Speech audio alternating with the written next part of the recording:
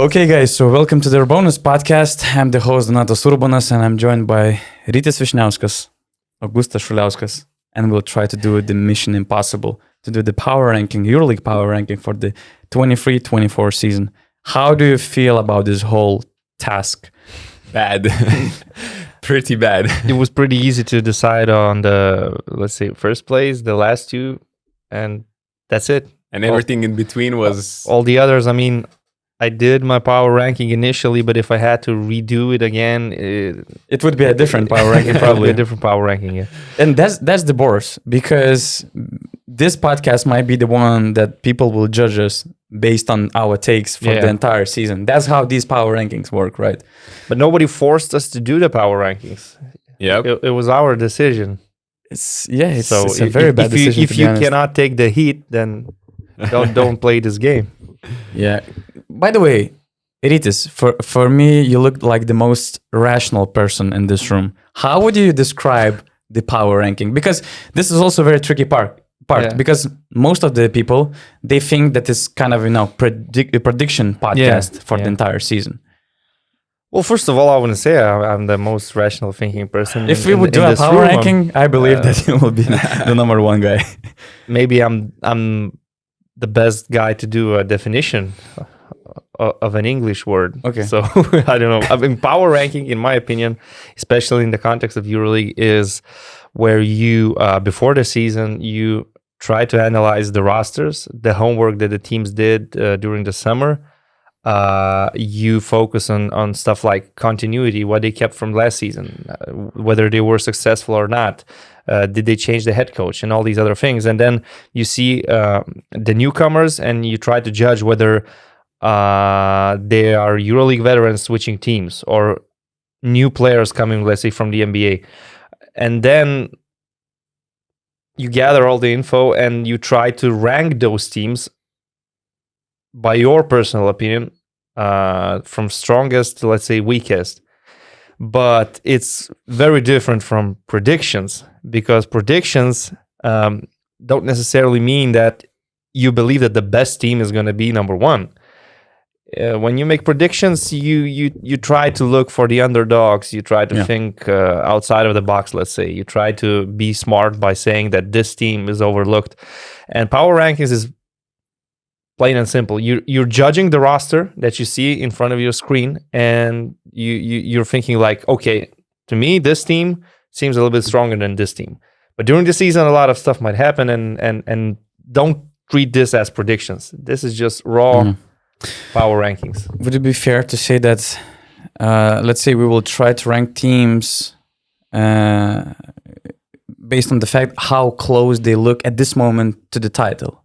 Let's say the number one team looks like have almost all what it takes to win the title, and maybe the number 8 team lacks of something, or some other teams. Let's say it's these positions means these positions to win the title, how far they are from winning the title. I wouldn't say that, honestly, because in EuroLeague, you usually just focus on the regular season and try to predict, let's say, the 4 best teams that will get a home court advantage. To predict the title winner, or to say that this team has the best chance to win the title. I know the bookmakers do that, but at the end of the day, it's going to be a Final Four format. So I'm not looking at it the way maybe some people are, like Real Madrid. They're the favorites to win the regular season, so they have the best chance to win the title. To me, I think like at least 6 teams this year it's are not legit. Let's say it's not about who will win, how close they are of winning, because there are a lot of unexpected things that might happen. But let's say quality-wise, quality-wise. So basically your number one power rankings team is probably the closest to winning the regular season, or at least being a Final Four lock. I'm not going as far as title, but maybe you had a different approach. True. What were your biggest challenges trying to make this ranking? Not changing the ranking too much, because I kind of had my power ranking made up 1 week ago already. And then I was just getting some more info, maybe watching a game or a quarter or a half of some game or a full game, whatever. And then, you think, okay, this might be an issue or this might be a help in the regular season. And then it's like, okay, this is just too much to understand. And then it was pretty harsh, actually, pretty hard to keep my initial ranking and not change it too much. I as you said, I think if we made another podcast tomorrow doing the same thing, it would probably be a different ranking as well. Yeah, so shall we start, gentlemen? And probably, I think, once I hear your arguments about some teams, I might be, okay, this makes more sense than my thinking, and I would probably change some places. I think it also says that there are a lot of equal teams Absolutely. at the same level, Yeah. or let's say entering the season coming from very different environment. Some teams changed a lot of players. Some had really bad seasons last year, but it didn't mean that these teams were bad. So a lot of different factors are coming into this power ranking, which makes, basically our mission impossible. But we will try to please our audience. We will try to spark the argument between the people trying to rank those teams entering the season. We will try to not to expand too much with the lower ranked teams. But let's start from the 18th seed. Which team do you see being let's say, far away from winning the EuroLeague? Well, it's funny that they are number one in the standings based on alphabetical order. But yeah, Alba Berlin, to me, I think they lost some key players, Jaylene Smith, Maodolo, and Luke Sigma, of course. And these are not players that you can easily replace. And they were already last year. Yeah, so and some of their signings, let's say, are unproven players. I don't have a strong opinion about them. I do know who Matt Thomas is and what are his abilities, and I'm expecting a good season from him in that shooter's role. It's probably going to be a team ran by Sterling Brown, a former NBA player. But you're just looking at the roster and you're thinking about some of these younger players. Are they going to be enough for them to be competitive in EuroLeague? So I like Alba Berlin, actually. I like watching their games because the way they play is fun to watch. But I just don't really see them going far this year. They lost 6 players. According to my calculations, and these new players also that are coming will have to adjust to their, let's say, unique playing style on offense, and those off-ball actions are going to be super efficient for Matt Thomas. I think he had a great preseason, some great first official games, so he could be even an option for, if this was an NBA and there was a trade deadline in the EuroLeague, he would be an option, for a weaker team. Maybe some contender would like to have him as the season goes on. Sterling Brown, you mentioned, super interesting addition, but Luis Olinde, also a player to follow. Should have a breakthrough season.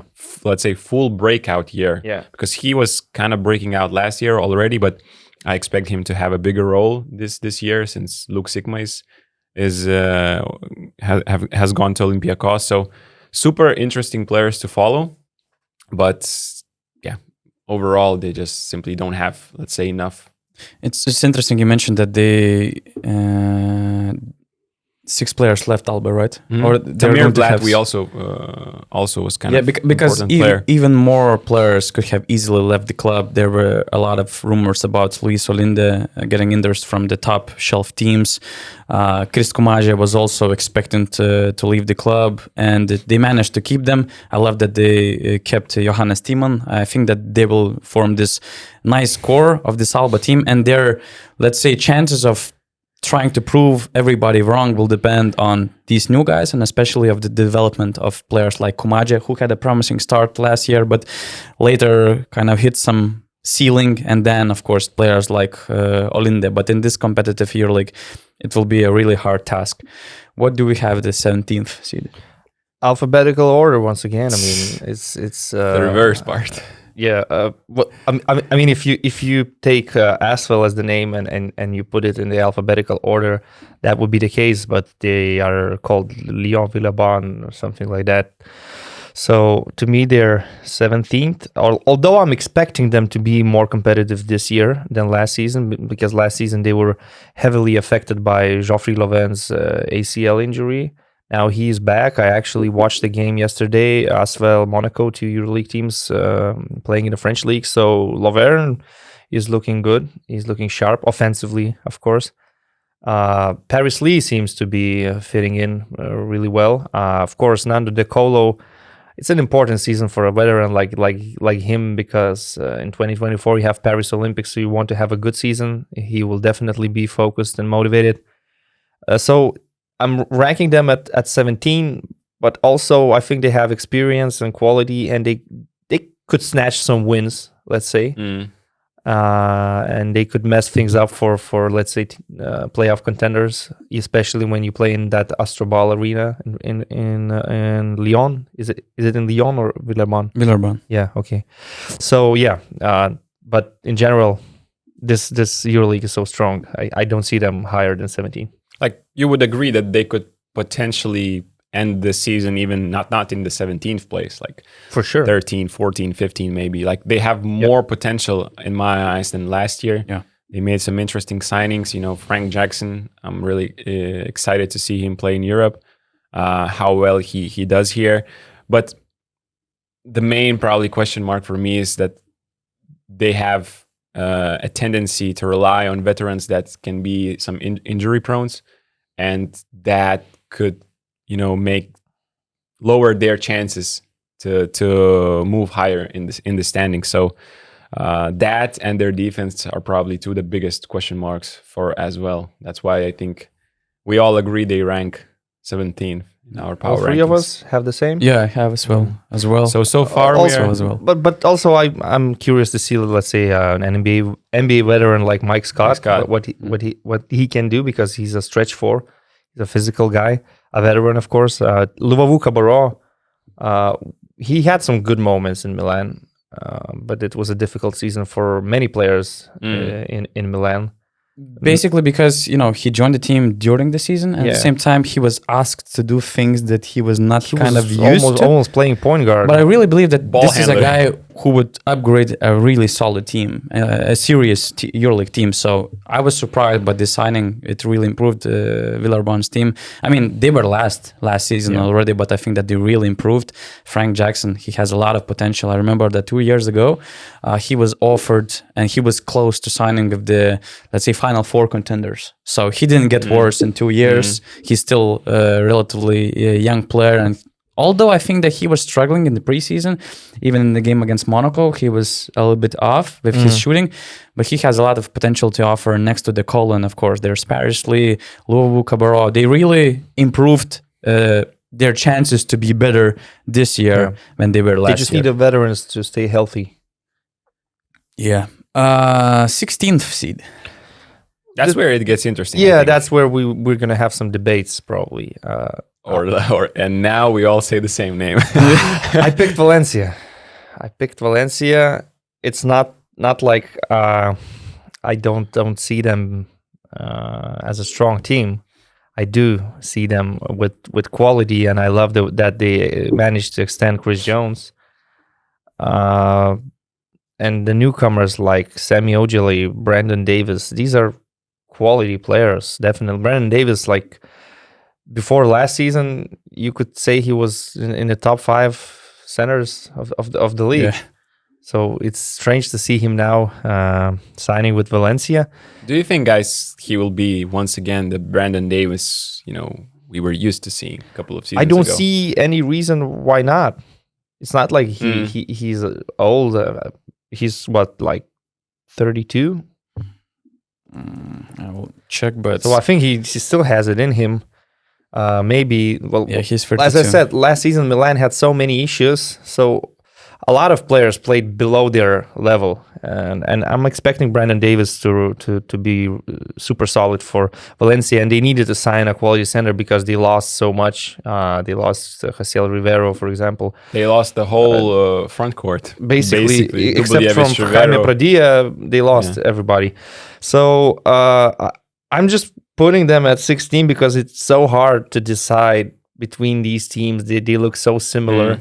And it wouldn't shock me if Valencia, let's say, has a good winning streak or they compete for a play-in spot. But yeah, I mean, last season I had some question marks, although about their defense, especially for Mumbrú. It was a tough year to manage the team in ACB and in EuroLeague to stay competitive in both leagues, because in ACB I think they finished only 7th in the regular season. So we'll see how he handles it this season. It won't get easier this year. It won't they be have easier. A tough schedule. In the last podcast we discussed with Augustas that we wouldn't be surprised if they will start the season 1-9. So it's really not easy to navigate this ACB and EuroLeague thing. And you don't have that benefit of the doubt anymore of being the new coach. It's your second year, so people are expecting results. So there's going to be some pressure once you start losing games. I think Valencia have a really solid, pieces at 1, 3, and 5 positions.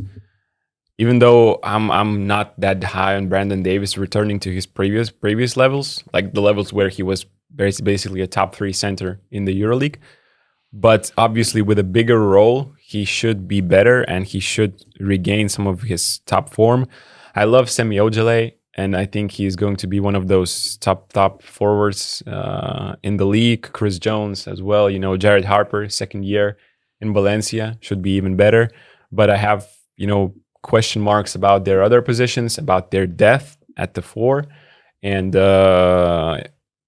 for these teams that basically will have a newly constructed starting 5, it is super important to start well, because if you start well, then things add on. You feel much better about yourself. You start to, maybe you win a close game and your confidence, gets built up. And here they have a super tough schedule to start. And I think it could have a huge impact for their whole season. I do have Valencia at 15 though. Okay, so what's your... I have Valencia 15 as well. So what's your number 16? I'll just add a little bit about Valencia. It's funny that you mentioned Brandon Davis, if he's going to return to his, let's say, previous status in the EuroLeague, one of the top big men that we seriously considered for any all-EuroLeague team. And it's funny how in 1 year the perception of the player can change here in the EuroLeague. And it's also interesting because we also do a player survey before the EuroLeague season. It might be published the following week. It will depend on the activity of the players, and some players are not that active as they should be with this survey.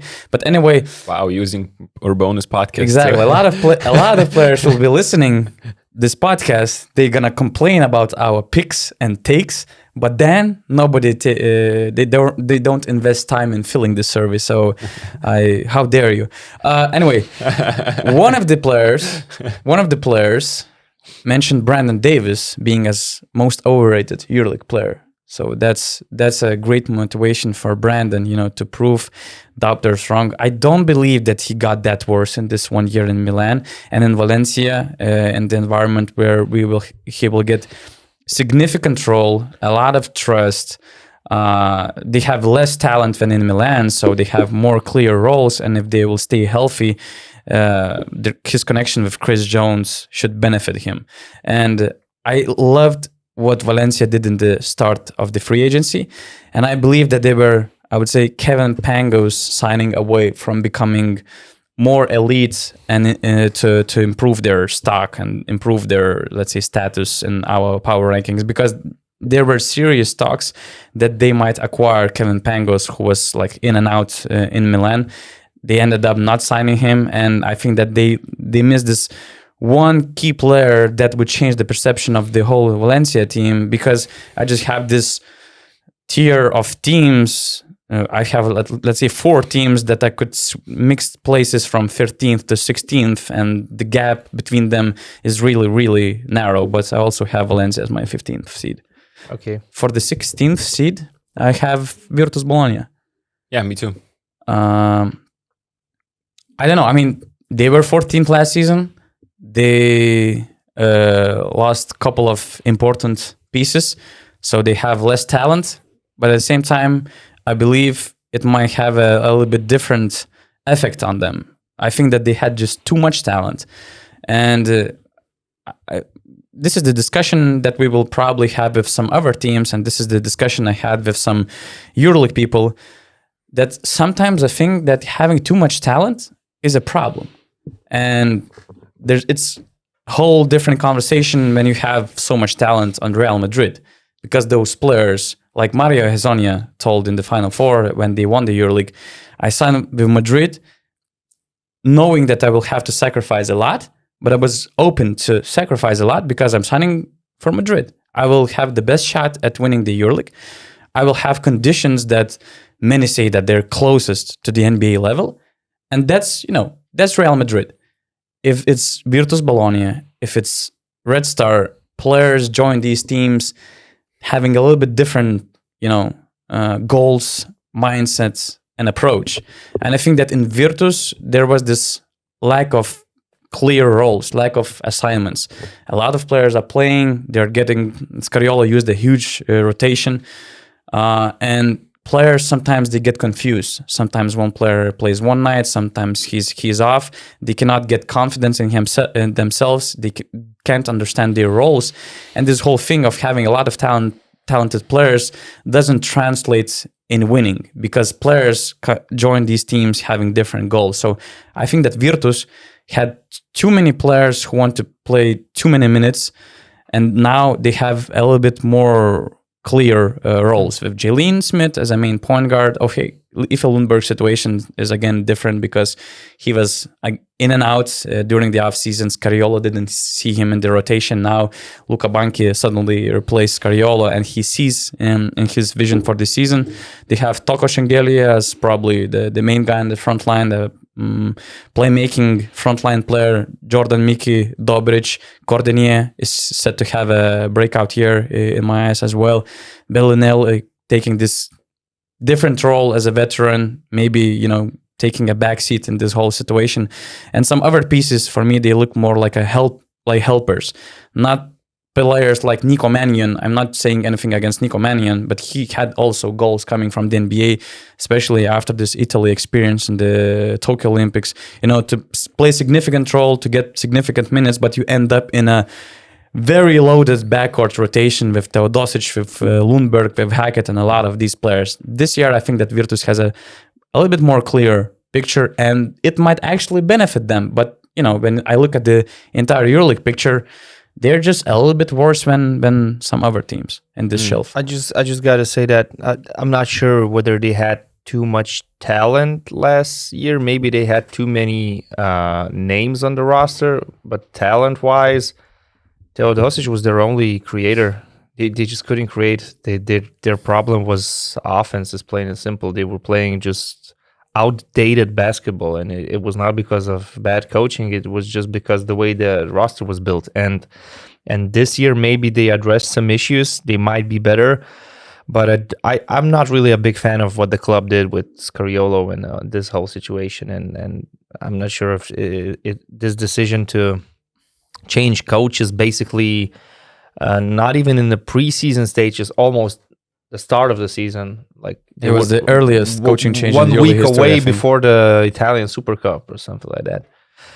So Luka Banchi, yes, he created this miracle with Latvia in the World Cup, but we know that coaching in the FIBA competitions and coaching this throughout the whole EuroLeague season, these are two completely different things, and it will be a tough task for him. I ranked them a bit higher than you guys, but at the same time, I'm not sure. Maybe Jalen Smith will have an amazing season because they have to sort out the way they play offense. Because last season, the only time Virtus was exciting to watch is when Teodosic was on the court. But you know that defensively with Teodosic on the court, you will also have problems. So it was tough for them to win games, and injuries also didn't help.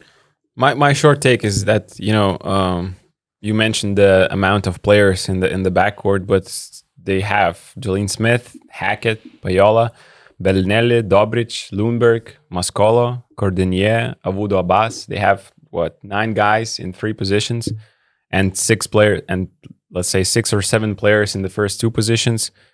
Maybe the roles will be more clear this season with Luka Banchi taking over as the head coach. But I'm not sure if Banchi's approach, play easy, play aggressive, play, have fun, play a little bit less free basketball with less rules than Scariolo had, will actually benefit them, because usually this playing style means you have to have more talent than the other team. And, I think on many nights, they will not be the team that has more talent offensively.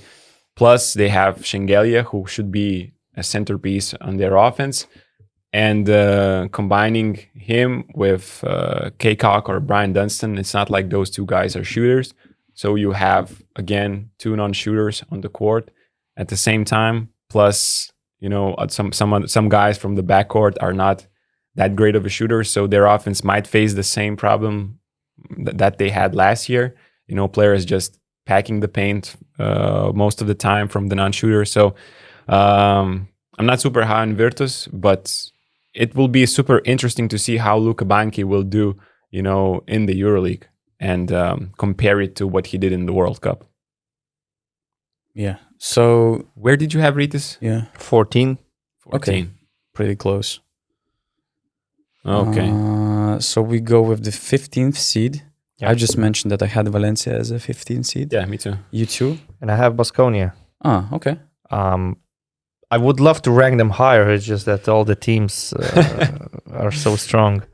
Because it's one of your favorite teams to watch. It is. It has to be. Yeah, for sure. Last season, they had so many highlights. They had great games when they were still competing for the playoffs. I remember the Fenerbahce game where Manja Marinkovic scored like 30 or something. I mean, and they have the same coach, so they will probably have the same style.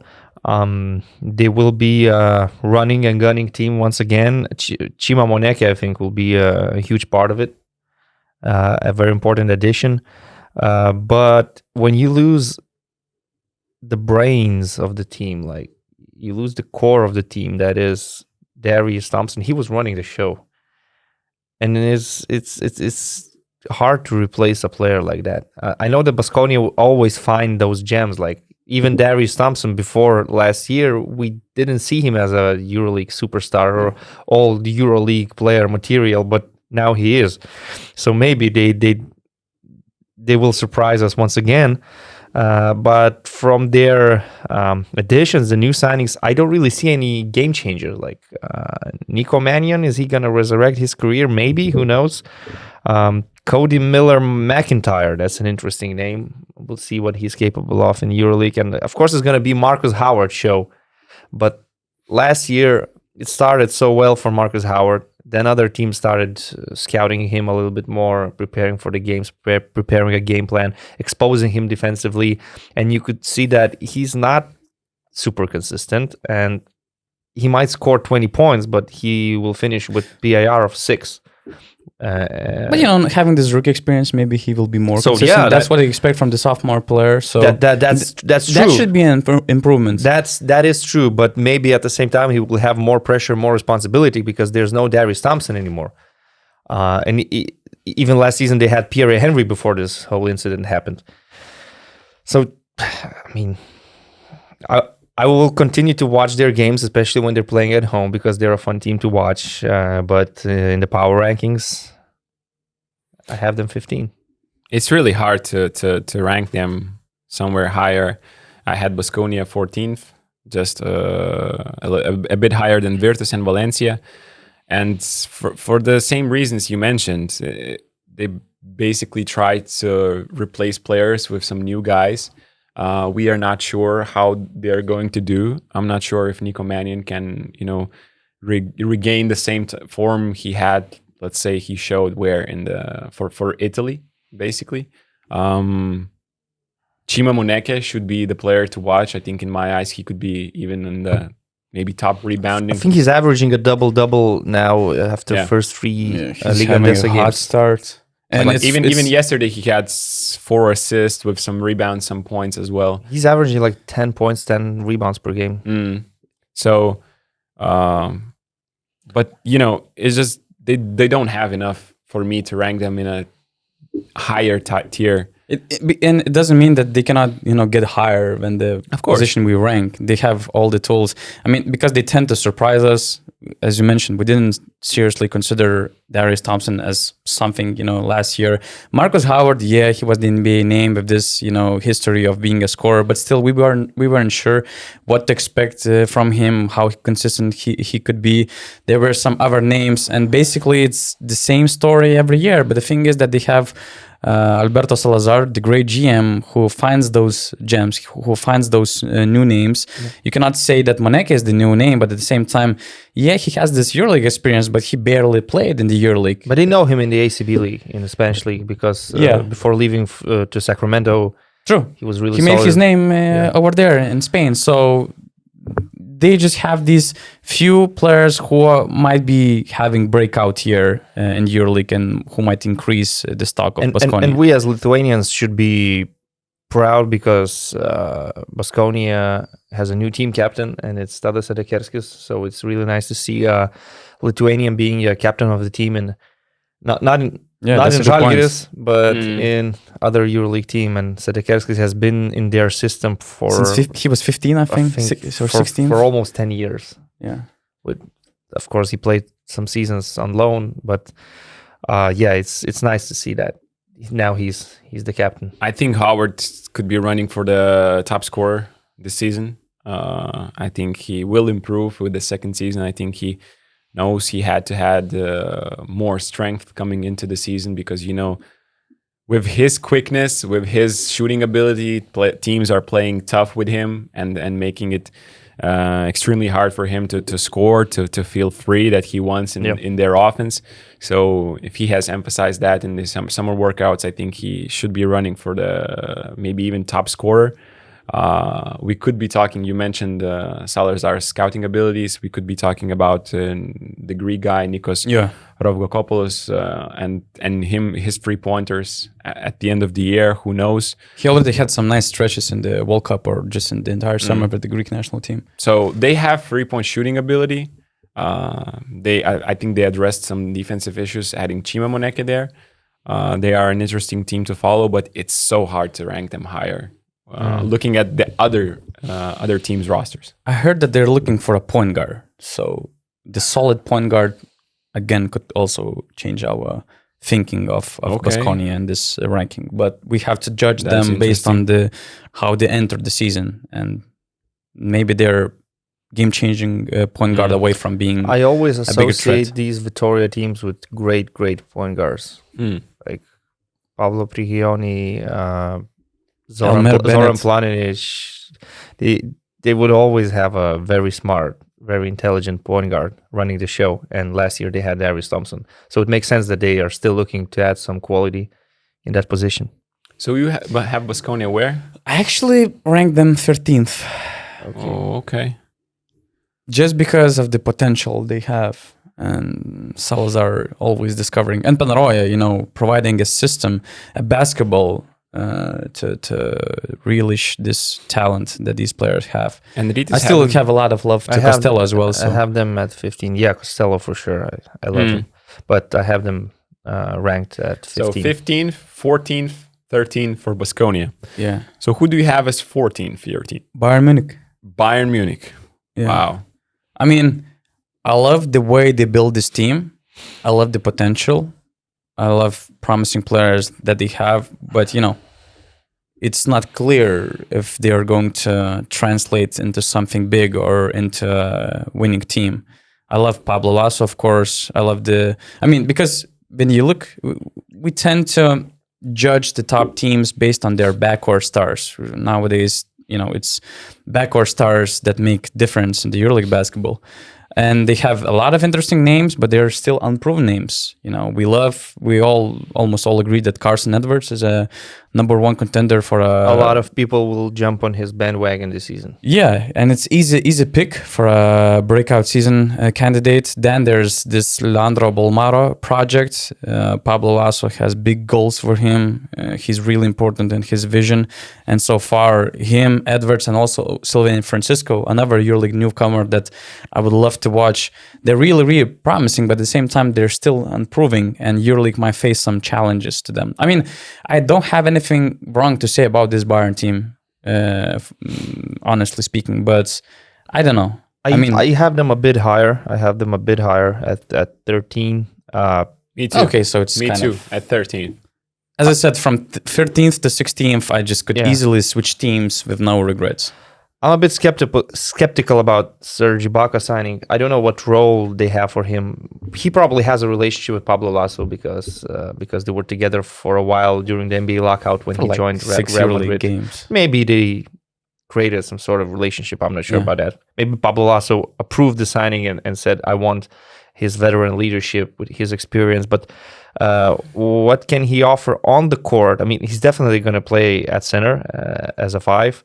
In the last few years, he was a roster filler for some NBA teams. He declined rapidly. He had injuries. He had this period where he had to recover playing in the G League, which big name players usually don't do in the NBA. So I don't know how much he still has in him. You also have another EuroLeague veteran, Devin Booker, who is back at Bayern Munich. So yeah, you do have some experience, but if you put high hopes on Serge Ibaka, I think it's not going to work out that well. They have high hopes on players like Freddie Gillespie.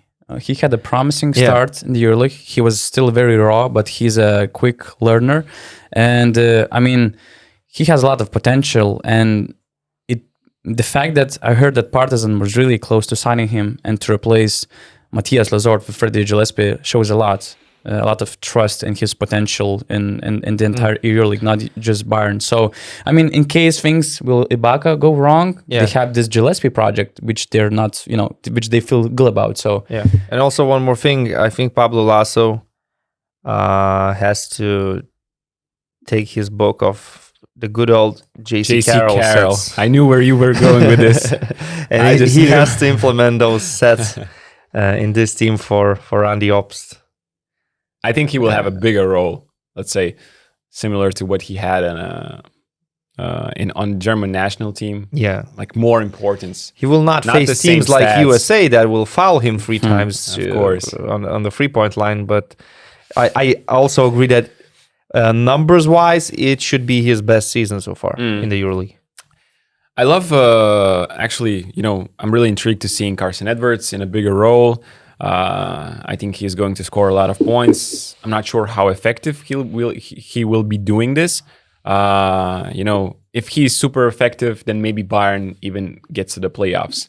If he's or the play-in at least. If he's average on this, let's say he keeps to his standards, what he showed before, then maybe they are 12, 13. It really depends a lot on him this season. I love Sylvan Francisco signing, but he's also a rookie in the EuroLeague. But what I enjoy in Bayern's construction of their backcourt is how they pair Bolmaro, a tall guard, with Francisco or Carson Edwards, and as well Valor Bab. So you can mix these guys in any way you want. You have a shorter guard that is quick, that can score, with a bigger guard that can defend. So you have a nice option of offense, defense in the backcourt. I like these 2 pairings. So you can mix it up a lot. And Andy Obst, I'm really interested to see if Lucic bounces back after a somewhat disappointing season last year. Last 2 years, he had injuries, nagging issues that didn't allow him to perform at a good level. Because before that, let's say 18-19 season or 19-20 season, he was all the EuroLeague second team or third team material. So if he's back at least 80 or 90% closer to his real abilities, then it's also a big thing. But I think we all agree that the most important signing for Bayern Munich is Pablo Lasso. Absolutely. I think not the players, but actually a new coach, a new culture, and it should be a long-term project, in my opinion. I believe. And Munich is always a long-term project, so it should be nice. By the way, just to add about Carson Edwards and his hype and this whole bandwagon. In the GM survey that we'll publish this week, at least 2 GMs see him in the all EuroLeague team this year. EuroLeague team? That team? speaks a lot about the confidence in his potential breakout here. But to be on all EuroLeague team, Bayern probably has to make the top 8, and Edwards has to be one of the best players. The playing. Yeah, so the bar At is the really very high. least, you have to be in the top 10. All EuroLeague team, Bayern have to get to the playoffs. He has to average like 14, 15, and he has to do it 45% field goal shooting at least. Hey, if all these pieces will fit, I wouldn't be surprised to see them in the playoffs, right? And if they make the playoffs, Edwards, he's performing, so it makes a lot of sense. If let's say Serge Ibaka also proves me wrong and proves that he's capable of playing 20 solid minutes in the EuroLeague. And actually in Munich, they're pleased with his approach, very professional approach. First medicals didn't show any potential injury problems that he might have. He is in a great shape. He was having this Oktoberfest. Oktoberfest and beer never damaged anything, so it only helps. It only helps. Yeah, it's beneficial to have some. No, it was just nice to see. But I mean, a big NBA player in Oktoberfest wearing that bucket hat, and he's here enjoying some Paulana. Not just to retire in Europe, playing for his good old coach Pablo Lasso. He is here to improve his stock, to show that he can still play, he can still ball, and he can be.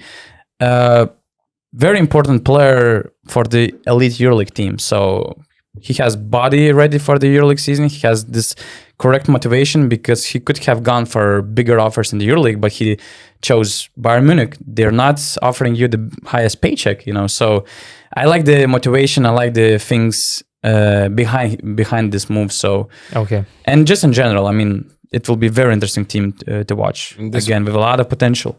This was my question, but you already answered this. I was about to ask you guys, do you believe that if everything goes according to Bayern's plan, is this a playoff team? Is this maybe, the surprise of the season that they're 7th, 6th, or 8th, whatever? And you already answered that. So we all agree that potentially we rank Bayern, 13, 14? Yeah. Yep. All of us, but they are one of the potential surprises of the season. Especially with this play-in. I mean, they're in a nice position. Like they have some arguments to make the play-in. Rytis, you had Virtus at 14th? Yeah, Bayern 13th. I'm keeping track of all the so can you go through 15th seeds that we have? 13th seeds for me is Bayern, for you Baskonia. No, you can go with your list. So Bayern, what do you have from 13th to 18th? Bayern, Baskonia, Valencia, Virtus, Asvel, Alba. And others? Donatas had 13th Baskonia, then Bayern, Valencia, Virtus, as well Alba, and Rytis has Bayern, Virtus, Baskonia, Valencia, as well Alba. So all the same 6 teams for everyone. Yeah, so just different variations. Rankings. Yeah, 12th seed. Now the fun starts. You think so? I think so because I have Barcelona. Ooh, Barcelona solo. Wow. Ooh. That's a statement. Wow, that's a statement. When doing this power ranking, I just think there has to be some disappointments that we will see. But this is a prediction-based analysis, no? If you're trying to project disappointments, this is my prediction. But this is a power ranking. It is a power ranking. That's where we get back to the whole, difficulty in making this power ranking. If I see that they don't have enough power. And you try to value everything. You try to value the new additions, what they signed, the new coach, all the different environment that's going on around Barcelona. To me, you have too many question marks. You replace Nikola Mirotic, one of the best players in the EuroLeague, with Jabari Parker, who has 2 ACL injuries on the same leg. You don't know how he will fit in the EuroLeague. We saw a lot of good NBA players have problem, adjusting to the league. You have Roger Grimau, who is a complete opposite to what Šarūnas Jasikevičius was for Barcelona. And all of a sudden, you have a completely new leaders who will have to step up. And you have a completely different coach. So all the team has to switch from one mentality to the other. And players say that they like this freedom. They like, a lot of pick and rolls, early shots. This is also something new for them, and it could go well for them because they all of a sudden they don't have to be, think about what they do on the court. They just do it in confidence. But I think that Barcelona, in my eyes, could be disappointing from the standpoint of how what their budget is and their standings, their place in the standings. I think it could be really hard for this team to get wins against good teams. I completely see your point. I'd still have them way higher. Well, not necessarily way higher, but definitely higher. It's just that okay, I saw the two El Clásicos they played already in the Supercopa and yesterday in Liga Endesa. So they have to sort out a lot of things. First of all, about their defense. Their defense is the number one concern. You can be a coach that gives more freedom, but you still have to implement some rules. And defensively, when they played Madrid yesterday, it didn't really seem that the players know exactly what their task is on defense. Their pick and roll coverage was really poor. Real Madrid actually just couldn't punish them because they missed a lot of open looks, especially in the first half. That's why you only had a 4-point game. And in the end, you have a 7-point game. But it's just the score. If you watch the game, you could say that Real Madrid had a comfortable game and a relatively easy win, although the score maybe doesn't show that. And they played without Walter Tavares. And they played without Eddie Tavares, yeah. But even Vincent Poirier pick and roll was causing nightmares to Barcelona. Offensively, they have talent. No one's questioning that. You have La Provitola, you have Satoransky, you have Jokubaitis, you have the three same point guards. Yeah, the replacements, Jabari Parker replacing Nikola Mirotic is a nonsense. I think it's maybe I'm not defending Barca's off-season moves, but I think it's not fair to say that they replaced Mirotic with Jabari Parker or Gel Para. I think that they replaced Mirotic with the whole different approach on the roster they added Willy Gomez. That was their marquee signing. I can use different words. Signing Jabari Parker is a complete nonsense. Yeah. I don't see what he can bring to EuroLeague. I'm sorry. I can see when I watch him on the court, I saw the game versus Valencia, for example, in the league, that he has a great basketball IQ. And he's a great basketball player. It's just his legs don't have it anymore. And I don't know what they will do with him defensively. Okay, if he makes his spot-up shots, he might average 8 or 10 points per game, but that's not what you need at the highest level, basically. Joel Parra, yeah, he's a warrior, he's a fighter. Dario Brisella is a poor man's Juan Carlos Navarro. So they went for some local players. They probably wanted to have both Hernan Gomez brothers. At least they have one. And Willy will definitely have a strong season. You can see how many pick and rolls they play offensively and how many opportunities he gets from his point guards, especially La Provitola. So I think they're still a playoff team. I ranked them at number 9 in the power rankings. I think eventually they will get better because it's new. They need time. The coach needs time. He's a new not only he's a new coach for Barcelona, he's a rookie coach at the senior level in the EuroLeague. And it's not like your first job is Manresa or Murcia. Your first job is Barcelona. So yeah, we'll see how it goes. But ranking them at 12, in my opinion, is a bit harsh. It's still Barcelona. These are still top class players. Yeah. It's like in defense of Jabari Parker and replacing him to Mirotic, is they are obviously going for a different approach, especially offensively. They are not going to be as heavy in the post as they were before. This is going to be a completely pick and roll team that they're going to be. And so they went instead of for a guy who can provide, if he can provide, but so far he's providing spot up shooting and some offensive rebounding, running, cutting, this type of stuff.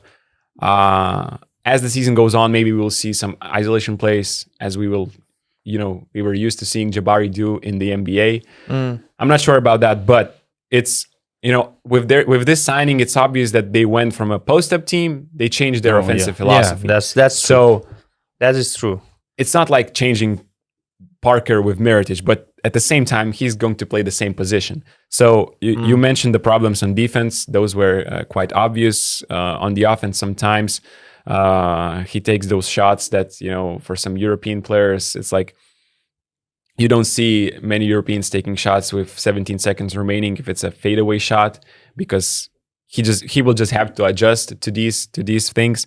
And I think La Provitola is going to be the number one star on this team because he fits the free offensive approach perfectly in my eyes, and the freedom will just help him. But I don't know. I think if I was Barcelona, I'm sorry, if I'm building the team like you said, it's gonna be a pick and roll based team with a center like Willian Gomez and with all the guards we've mentioned. I would look for pure stretch four type of players like Brady Manek or Alec Peters and something like that, instead of gambling with Jabari Parker. Like Jabari Parker last year, from what we've heard, was offered to many European teams, and we're not talking about elite teams. We're not talking about Olympiacos or Real Madrid. Not EuroLeague teams. We're talking about average Eurocup teams, and they decline.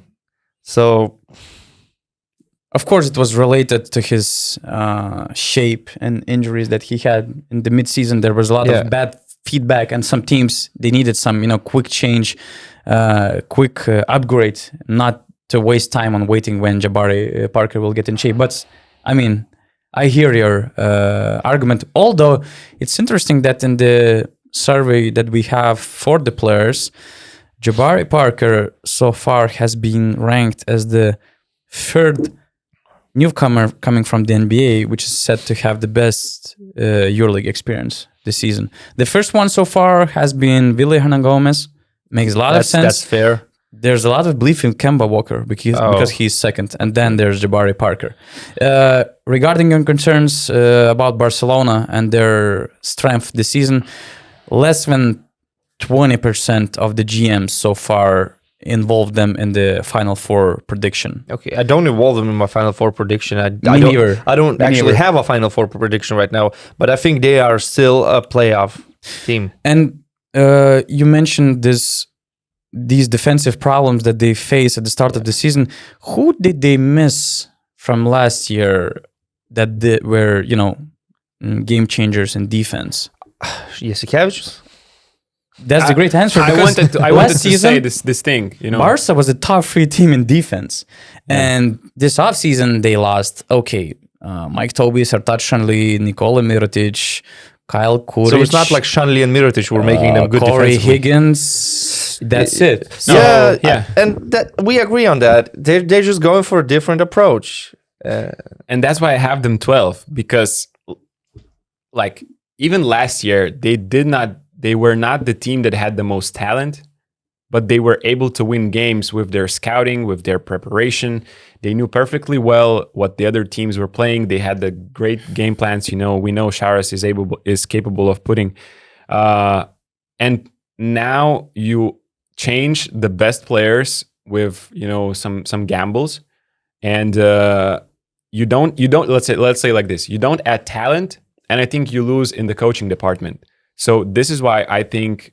And that's why you lose defensively as well. So this is why, in my eyes, they are 12. It's a little bit harsh. But also, let's be real that if there's still Nikola Mirotic on this roster, you're not ranking them 12. Absolutely not. No. Even with Grimau at the wheel and all the other stuff.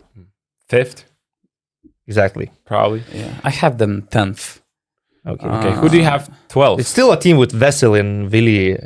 But that's the thing that in my top 10, my top 11 was the most difficult. That was this top 11. Difficult. We're now just inventing new terms. This EuroLeague is just too strong. I said Barcelona 12. Who do you have as number 12? I just want to finish about Barca, that I put them 10th for many reasons that you've mentioned. I'm not a fan of Hernan Gomez and Vesely Fid leaving this gap in the stretch 4 position. I understand that, as somebody said in my conversations, that stretch 4 market was one of the probably toughest markets this summer. I get it, but I just don't like having these 2 centers that will want to play a lot of minutes on one roster. I think that they lack of elite scorer on their backcourt. I like La Provitola, but I just think that they miss something more. And coaching department has. I have questions about how it will translate. There are coaches in this world that would play Vesely and Willian Gomez in the same lineup? I think there are some coaches. Of course, that's true. I mean, Sharas played so many big guys. Last season Željko in Fenerbahce played Duverioglu and Vesely. But I'm just not sure if that's winning approach in today's EuroLeague. I'm not saying that you can start a game like that. And if I would distribute the budget, I would just invest money in different positions. It's still like Joel Parra is your primary power forward, and then Oscar da Silva is also there. Well, anyway, let's go on. Let's move. Number 12 for me is Žalgiris Kaunas. I also have Žalgiris. Well, first of all, why I wouldn't say I rank them low, because ranking a team at 12, you rank Barcelona at 12, and I rank Žalgiris. It's a really fair ranking. So what I like about them, like the continuity, they kept the core of the team. Finally, finally, exactly. They will have the same spirit. I think one of the key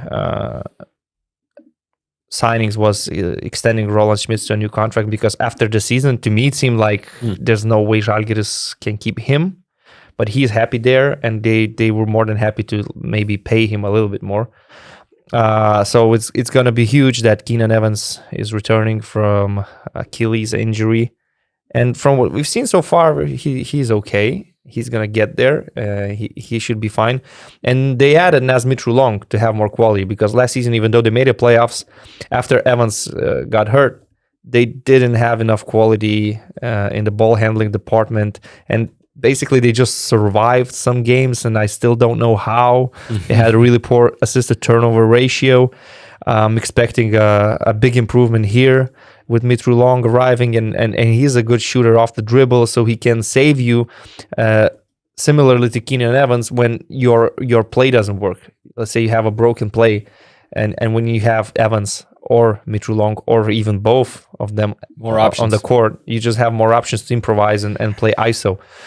And Brzdakis left, but I like the position where they are right now. They have money, and they don't need to rush to sign a new player, because the roster is pretty balanced. Since nobody's injured, you have at least 3 options at 1. You have at least 3 or 4 options at 2. You have 2 clear options at 3. You have options at the 4. 2 options at the 4. Very solid options, by the way. Both can stretch the floor. And Brady Manick, he might surprise a lot of people this year. Quickest release in the EuroLeague. Kevin Love of EuroLeague. And at center, you also have Hayes for your defense and Berutas for these short stretches and some offense where he can post him up and get some points from the paint. So this is a balanced team, even without Brzdakis and even without a new player. So they don't have to rush. I hope they will find something maybe before November. I expect them to sign a new player in October. Ideally, I would prefer like somebody who can play as a 2 and a 3, similarly to Brzdakis. But if not, then I would be more than happy to sign another quality guard. I think the key word for Žalgiris, reviewing their summer and reviewing how they're going into the season, is offensive versatility. I don't think they had that last year. Yeah, it was basically Keenan Evans, Brzdakis, ISOs. They had. Ulana was hitting some step back shots. Butkevic was hitting crunch, corner fadeaway, corner freeze. They had a lot of luck involved. Yes, they have those things that they had last year. Post-ups of Ulanovas. They have Keenan Evans back. They have Naz Mitrulong as a secondary ball handler on the team. Although I don't think he's going to improve assist-to-turnover ratio, because he makes quite a lot of turnovers as well. He's going to improve the scoring department, and the ability to hit the paint, to touch the paint, and then see what happens from there. I love his speed. I love on a good days when he's making those shots after the dribble. And he has sick handles, actually. Yep. Yeah, I absolutely agree. And with Brady Manick, you can also have a super offensive lineup with Manick and Schmitz at the 5. And you combine that with defense of Ulanovas or Butkevicius, and you can choose always from 2 ball handlers in the backcourt. So offensively, they look much better. We know they have enough defense. They showed it last year. They play with grit. They play with they fight every game. I think they have a great coaching staff who prepares them for every game well. I already saw in the preseason Zalgiris adding ways to attack the switch all defense. Not just by simple isolation plays, but with some actual movements and tactics of how to get players in a better position. So I'm pretty excited about their season, and I ranked 11th. So we're 11. I have quite. Yeah. You also 12th. I have Zalgiris 12. 12. Okay. I think they won't surprise anyone by getting into the Playing. No. Yeah. So I think honestly, since it's going to be the first year with the playing tournament where the number 10 seed actually matters, I think that's the expectation for Zalgiris. Not a dream. Like last year, making it to the playoffs was a dream. I think the dream came true. And now making it to the play-in should be, okay, maybe you're going to be silent about this and humble, and you're not going to say it as a GM, Paulius Jankūnas, or a head coach, Kazis Maksvytis, or maybe even some of the fans.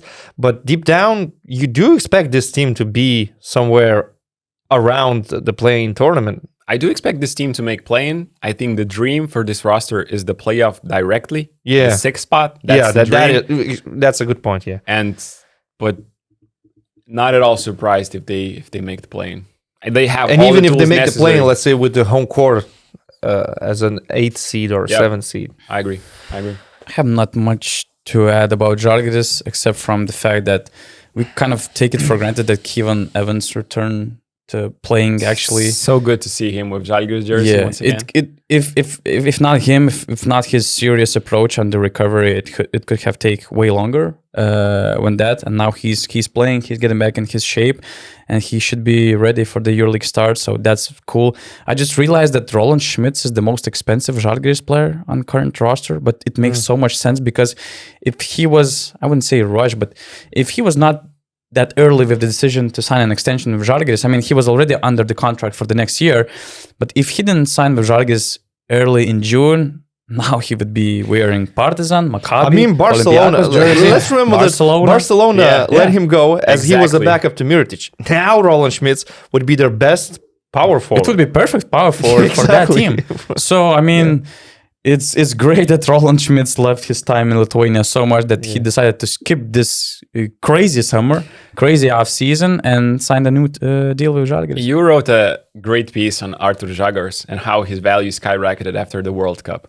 I know Roland Schmitz was already on the EuroLeague level. He had a great EuroLeague year, but imagine if he waited until after the World Cup to sign.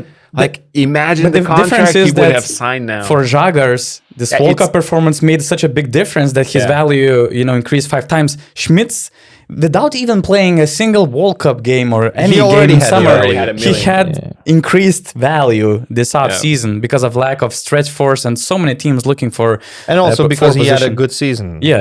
And he has all these tools from to the play Barcelona center. series, but in regular season he was great. Yeah, so he just gives so much to the team. Shooting, post-up ability. He's strong to defend 4s and 5s, can defend perimeter, can post up. Yeah. Can run off screens as well. Anyway, let's move on. Number 11. Number 11 for Donatas and Rytis. Because I have number 11 Zalgiris. I have Zvezda.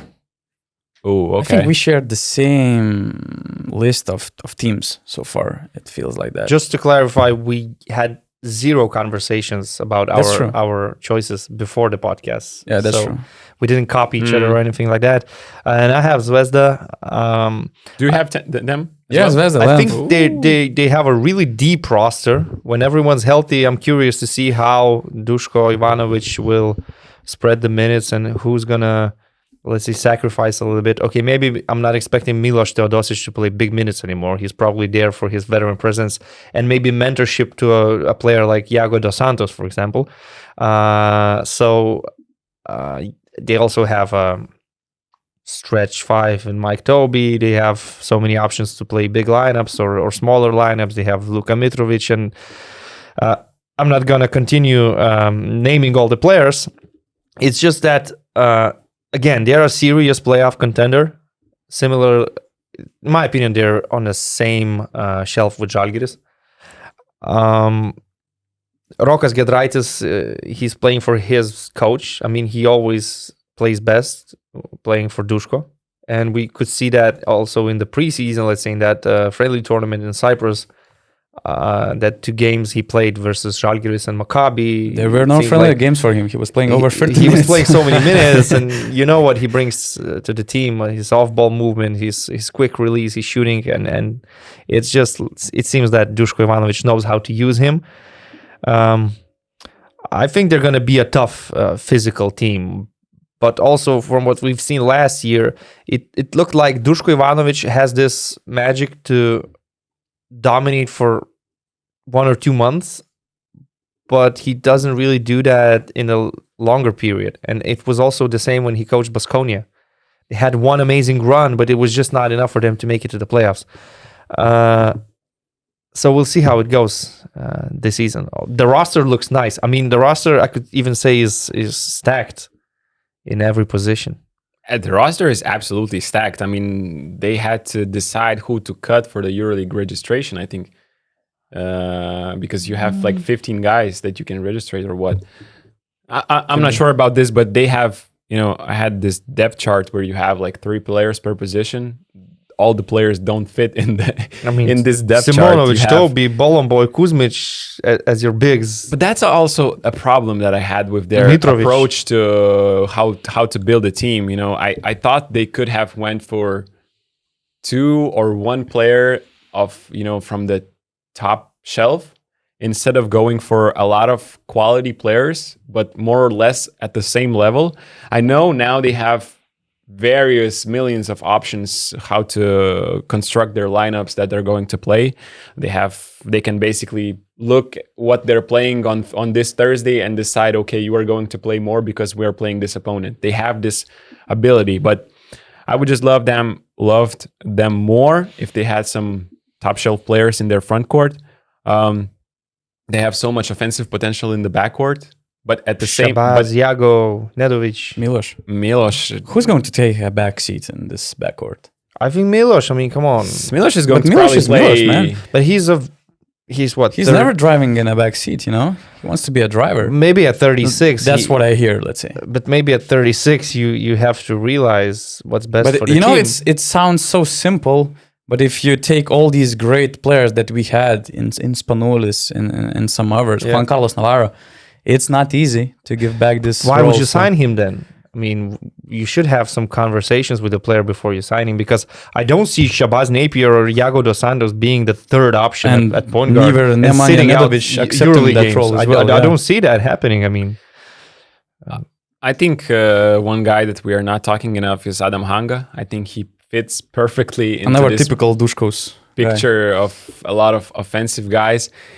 He can play with anyone. He can play the 1, the 2, the 3. So you can pair him with anyone, and he should be happy and extremely valuable in this role, and also in their locker room, because he has the championship experience. He knows how to win. Maybe he will get some guys. Okay, you are not playing that much, but your time will come. He can take that role as well. So I like their offensive potential, but at the same time, do they have enough defensively? And this is let's say, what intrigues me, because we know Duško as a defensive coach, and all of a sudden he has all those tools offensively. How those two are going to fit together? It's like last season when you had Vildosa and Campasso. You have so much quality offensively, but if you play them in the same lineup, you're not going to have great perimeter defense usually, and there's also Nemanja Nedovic. So right now, let's say if they play Shabazz and Iago together in the same lineup, well, you're going to be undersized. So this is why Adam Hanga to me is key.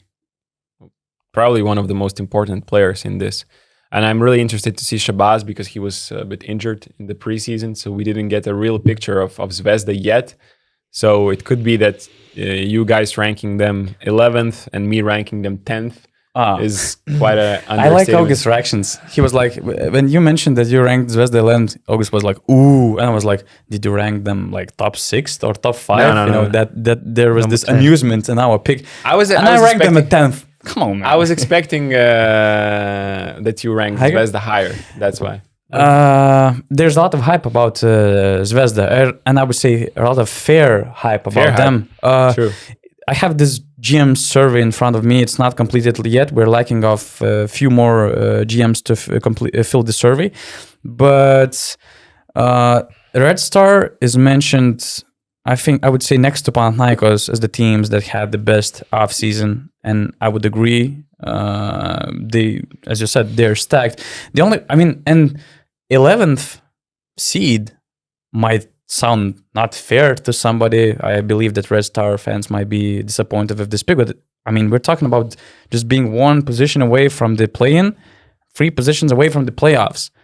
And for such a budget team like Zvezda, we will soon mention teams that are in the top 10. This is really stacked EuroLeague this year. 11th position, to be 11th is good in today's EuroLeague, in my eyes. In today's EuroLeague power rankings.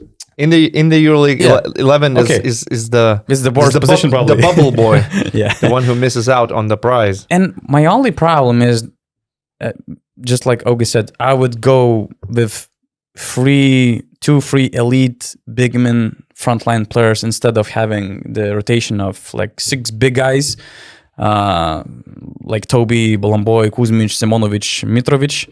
And I'm just not sure how these guards will accept their roles, and it might create some chemistry issues. But other than that, these are not huge problems, to have in today's EuroLeague for the team like Zvezda. So I think it's a fair place. Who is your number 11? Zalgiris. Yeah. Okay. So that means we move to top 10. Top 10. Yep. And for the 10th position, I had Barca. You had Barca. We already talked about them. And Rytis, who do you have at number 10? I have, and it might sound controversial to some, I have Panathinaikos at 10. Okay. This is... And it's not my reaction to what happened recently in their. You mean the 35-4 quarter? Yeah, that has nothing to do with it. Start. That has nothing to do with it. It's just that, in my opinion, even though you're signing good players, even though you're starting a new project with a championship coach, it's not so simple. Like, to build a team from scratch and start winning straight away. I believe if they trust this project and have continuity next year, maybe with even some improvements, and maybe even if this season they finish in the Final Four or the playoffs and have a nice run, I would rank them top 4 or something like that. But I have I give them, like, let's say, the benefit of the doubt. And since it's a new team, absolutely new team, it's hard for me to compare them to teams like Madrid, Maccabi, Monaco that have continuity and you sort of know what to expect. And that's why I'm trying to play safe and put them at number 10. Although, of course, by the roster and the names you see on the roster, it sounds crazy. Because the quality they have in the roster definitely just screams Final Four material. But I think it needs time, and it's not going to be so easy. I can't give them top 4 spot, since this is a completely newly team. What they have, 11 new players or something like that. I think the key for this team is patience and dealing with the losses that will definitely come. And, it really depends on how you respond to losses like this one that they had against Olympiacos this weekend. I checked, and Ataman's first season with Efes, where he constructed all the team and got all those pieces from other teams. I think they finished 4th. Yeah, they finished 4th in the regular season. That was a good season. Nice bounce back from the 18th seed. Yeah, and they played in the final. They lost in the final. In the regular season, they were 4th. So I expect Panathinaikos, also to have some struggles in the regular season, because this is a newly constructed team. They don't know how to react to losing situations. They have to figure it out, who is who, their best lineups, how they play defense. There's just so much to figure it out, and not a lot of EuroLeague teams are going to give you this time to do that while playing. So you can expect big losses as well as you can expect some stadium wins during the season. I'm sorry, I started laughing because I'm looking at the roster in the EuroLeague website, and they listed Alexander Balcerovski as a guard. Guard? Yeah, he's listed as a guard in the EuroLeague website. 213 guard Balcerovski? It says 215. 215? Yeah. With Okay, if Maybe we don't know. Guards, maybe we don't know something. Because Mitoglu is also a guard, so they're stacked in backcourt. Maybe it's their secret weapon. They're gonna play Mitoglu at 2 and Balcerovski at 3, and they're gonna murder other teams with their size. Anyway, I think they're missing a small forward. Grigonis offensively fits well with the ball handlers. He's a nice spot-up shooter, but I think they need a taller small forward who could defend post-ups, who could shoot the ball as well, but who could also rebound, help defensively. So I think this is definitely a playoff team, but as you said, you're being careful with them. I believe maybe a little more in them, and I have them at 6. I have them at 9th seed. Wow. Because you know the comments that are going to be nothing will surprise us after the last season. Because, and again, to be 9th in this EuroLeague is not bad. And the reason why I rank them 9th, just because some other teams above Panathinaikos, they just have, I would say, a little bit more talent, or they already have some continuity, success from the past seasons, and the margin is not that big, so it's not that bad to be 9th in this conversation, in the power ranking. I mean, because a lot of Panathinaikos players, marquee moves that they made, they still have a lot to prove on this Panathinaikos team. Lazar was amazing, one of the top centers in the EuroLeague, that's for sure, but how is going to fit in Ergin Ataman's system? I think that he should be nice because he will get a lot of playing time. He'll be playing with Kostas Lukas, but still, it's a different environment, and we can, it's fair to say that in Partizan, he had his best years in Partizan, so he has to still prove if he can play at this elite level on other teams. Mitoglu missed a lot of time because of this doping case. Then he got injured again. He will need some time, although I really love him as a frontline local option for Panathinaikos. Juancho Hernagom is taking a very different role from what he was used to in the NBA. Luka Vildoza has a lot to prove. He was already proven guard, but he never played as one of the elite players, one of the key players for the contender teams. A lot of pressure on Kostas Lukas. So I like the roster. I like how deep they are, but you have to respect other teams on the list with some history behind, with talent on those teams as well. And being 9th is not bad. And from what I hear, they're still looking for an upgrade in I would say a scorer on a backcourt, maybe a position 2 and 3 player. I have a suggestion for them. Dwayne Bacon. Man, Dwayne Bacon. Legend. So, comments. Yeah, no, I'm not going to expand on this one. But yeah, they might be on a different tier when they will sign this player because they have money for that. But I also wish them not to be too harsh after this Super Cup loss, because when you have Ataman on the bench and when you have Dimitris Ganakopoulos in the front office, there might be some emotional decisions. But I really think that this loss, as bad as it looked, it might even unite those players, because they had a pretty decent preseason. But these games, force you to get together, to talk things out, and to bounce back, to be better in the future. And I think that in the opener game of the season, we will see a way different picture of Panathinaikos against Olympiacos.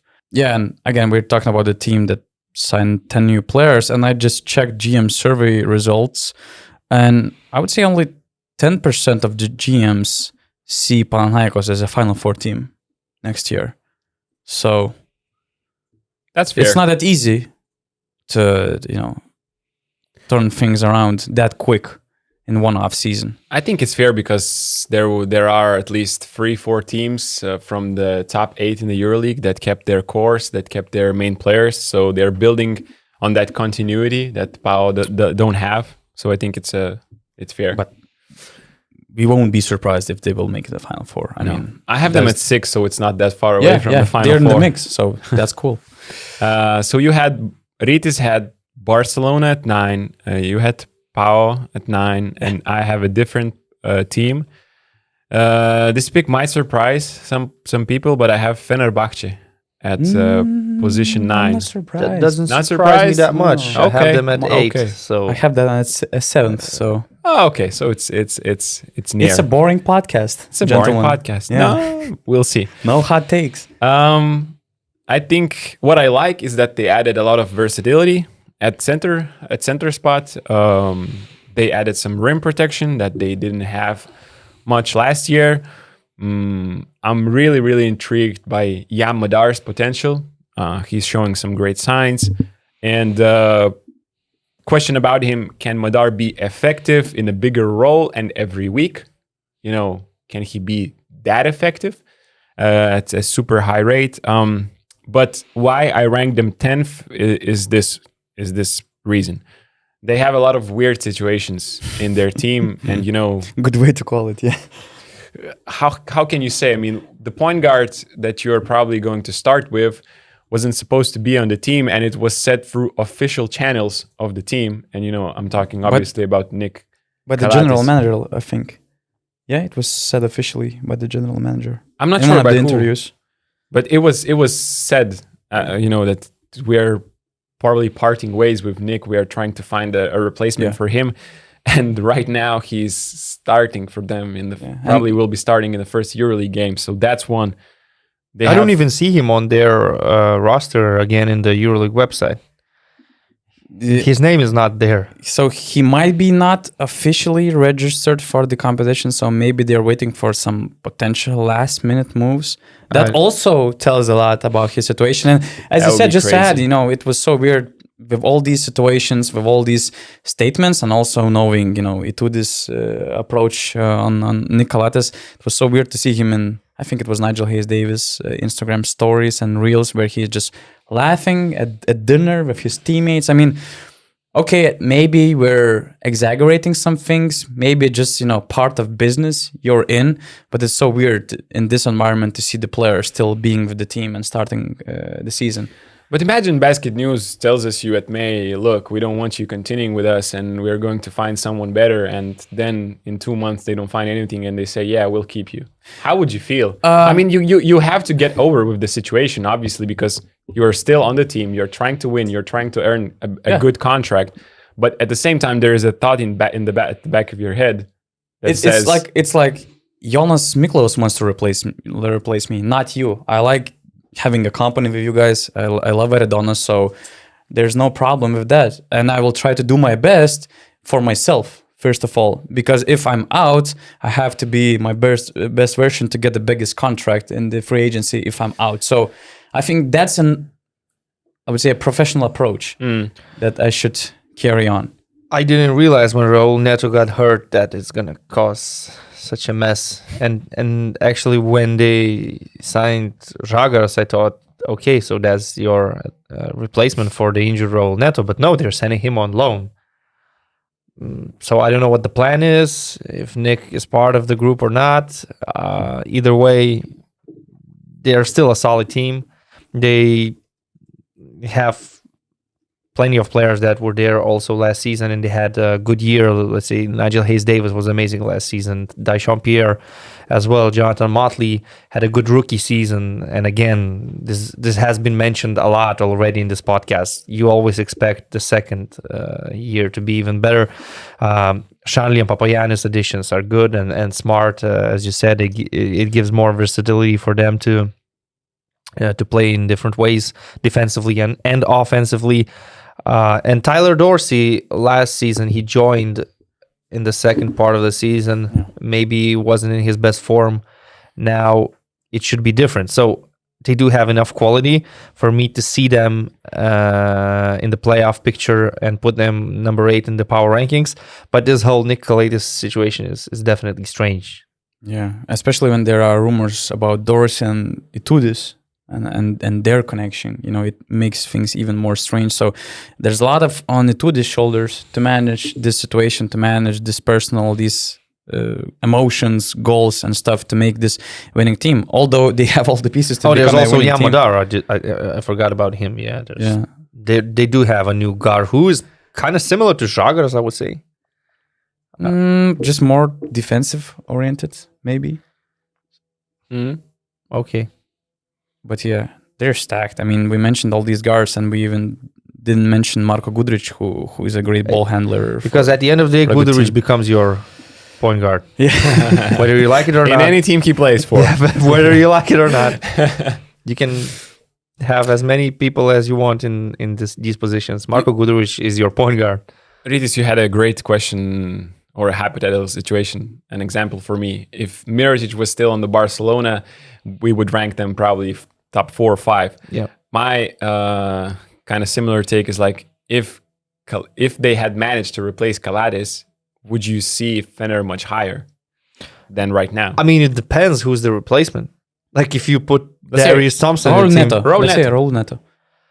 So I'm not sure about Raul Neto. I haven't seen him for a long time, other than playing a backup role in the NBA. Small minutes. And it's difficult to judge, but probably with his talent, I would put them 7th or 6th, at least a spot higher than right now. Okay. We move on to... By the way, so far in the players survey, we have 2 Fenerbahce players mentioned among the most overrated EuroLeague players. Do you make your guess? Most overrated. Maybe somebody Scotty went with Wilbekin? Scotty Wilbekin is one. And the other one... Second one will surprise you. Motley. Papagiannis? Yamadar. It has to be Partizan player. Most overrated. How is he overrated? He's young. I don't know. How is he overrated? It has to be something personal. Because he got the Rising Star Award? I don't know. It just says more about the EuroLeague that there are no young players in the EuroLeague. Yeah. I don't know. Maybe it was just... That's a nice answer. Opponent of Yamadar who got pissed about his defense and him, barking and getting into his ankles. I don't know. To be overrated, you actually have to be rated first. So, yeah. Okay. And among the GMs, only 10% of the GMs see Fenerbahce as a Final Four team next season. I don't know if they will figure this out. They have all the pieces, to make it to the Final Four. I wouldn't. I mean, I wouldn't be surprised to see them in the Final Four, but I'm not saying that they're Final Four lock for sure. You had them last year in the final, right? No, it was in my power ranking. I don't remember. I think I had them sixth. In the bold predictions. Bold predictions are bold predictions. I can say whatever I want. Fair play. You were not so far off. After 10 rounds, I was very confident. And even like in the quarterfinals, going into game 5, had a good series. And by the way, the thing about Dorsey you mentioned, I also expect a more consistent and better season from him, because he joined the team in the middle of the season, but also he joined the team, but the team started losing a lot of games. So Itoudis had to find answers. There were a lot of injuries, so it was a very confusing situation for a newcomer to join in. So I really hope that they will settle the game down and clear their roles before the season. But again, there are some fair question marks. So number 8 seed. We are entering the playoff zone, which is after the play-in. I have Partizan Belgrade at number 8. Fair enough. Why? Well, they still have some of the greatest players in the EuroLeague. They have Kevin Punter. They have Zach Lide. I'm really high on PJ Dozier and his defensive abilities. Him taking Dante's Exum role, I think he's going to be great. Love the addition of Ponitka. He gives them a lot of, he's the glue guy on any team he plays for. I think Alexa, showed what he's capable of. I think he's going to have a much bigger role scoring and playing that same stifling defense he likes to play. I think Alen Smailagic can have a breakout year.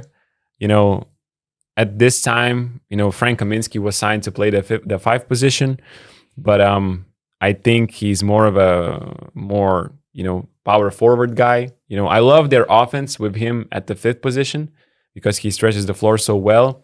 But they were already number 1 offense last season, and they were the worst defense in the EuroLeague. So I think I would rank them 3 or 4 if they had a defensive roll and cut center, if they basically manage to keep Lesor. I would rank them third or fourth. Yeah. I think their defense suffers too much without him. And, I expect them to sign a similar guy. So, and that would make Partizan sky into the top 4 of my power rankings. But right now, I just think that not having a defensive-minded center can cause some huge problems for them. Yeah, I do expect them to sign at least one more player. The good thing is that the players that left the club, apart from Lesor, they've managed to replace, and it seems like with really solid options like PJ Dozier. I haven't seen him yet in the Partizan shirt, but knowing the player, I can imagine him being really successful in the Željko Obradović system. Even Ognjen Jaramaz being back in Partizan, he's a physical guard. He was good in Bayern Munich, not super consistent, but pretty good, pretty solid. And Alex Avramovic, let's not forget that last season he was injured for a long time, and he only came back like in the 8th or 9th. They were 4 and 9, I think. So he changed the momentum even later. of the season. So he came back basically at the end of the first part of the season. So, and now we're going to have a full year with Alex Avramovic, and we saw what he did in the World Cup, which was amazing.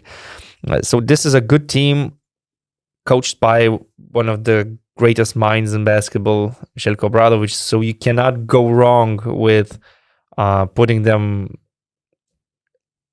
somewhere near the top 4 probably right now, as you said, since they didn't sign a center yet, and they probably will. And of course, keeping Kevin Punter was key. At this table, we would have a completely different conversation if Kevin Punter would be a Barcelona player right now. Absolutely. We'd have a completely different conversation about Barcelona and a different conversation about Partizan. He is a game changer. The best scorer in the league right now. Agree. Probably the best player. We picked him number 1.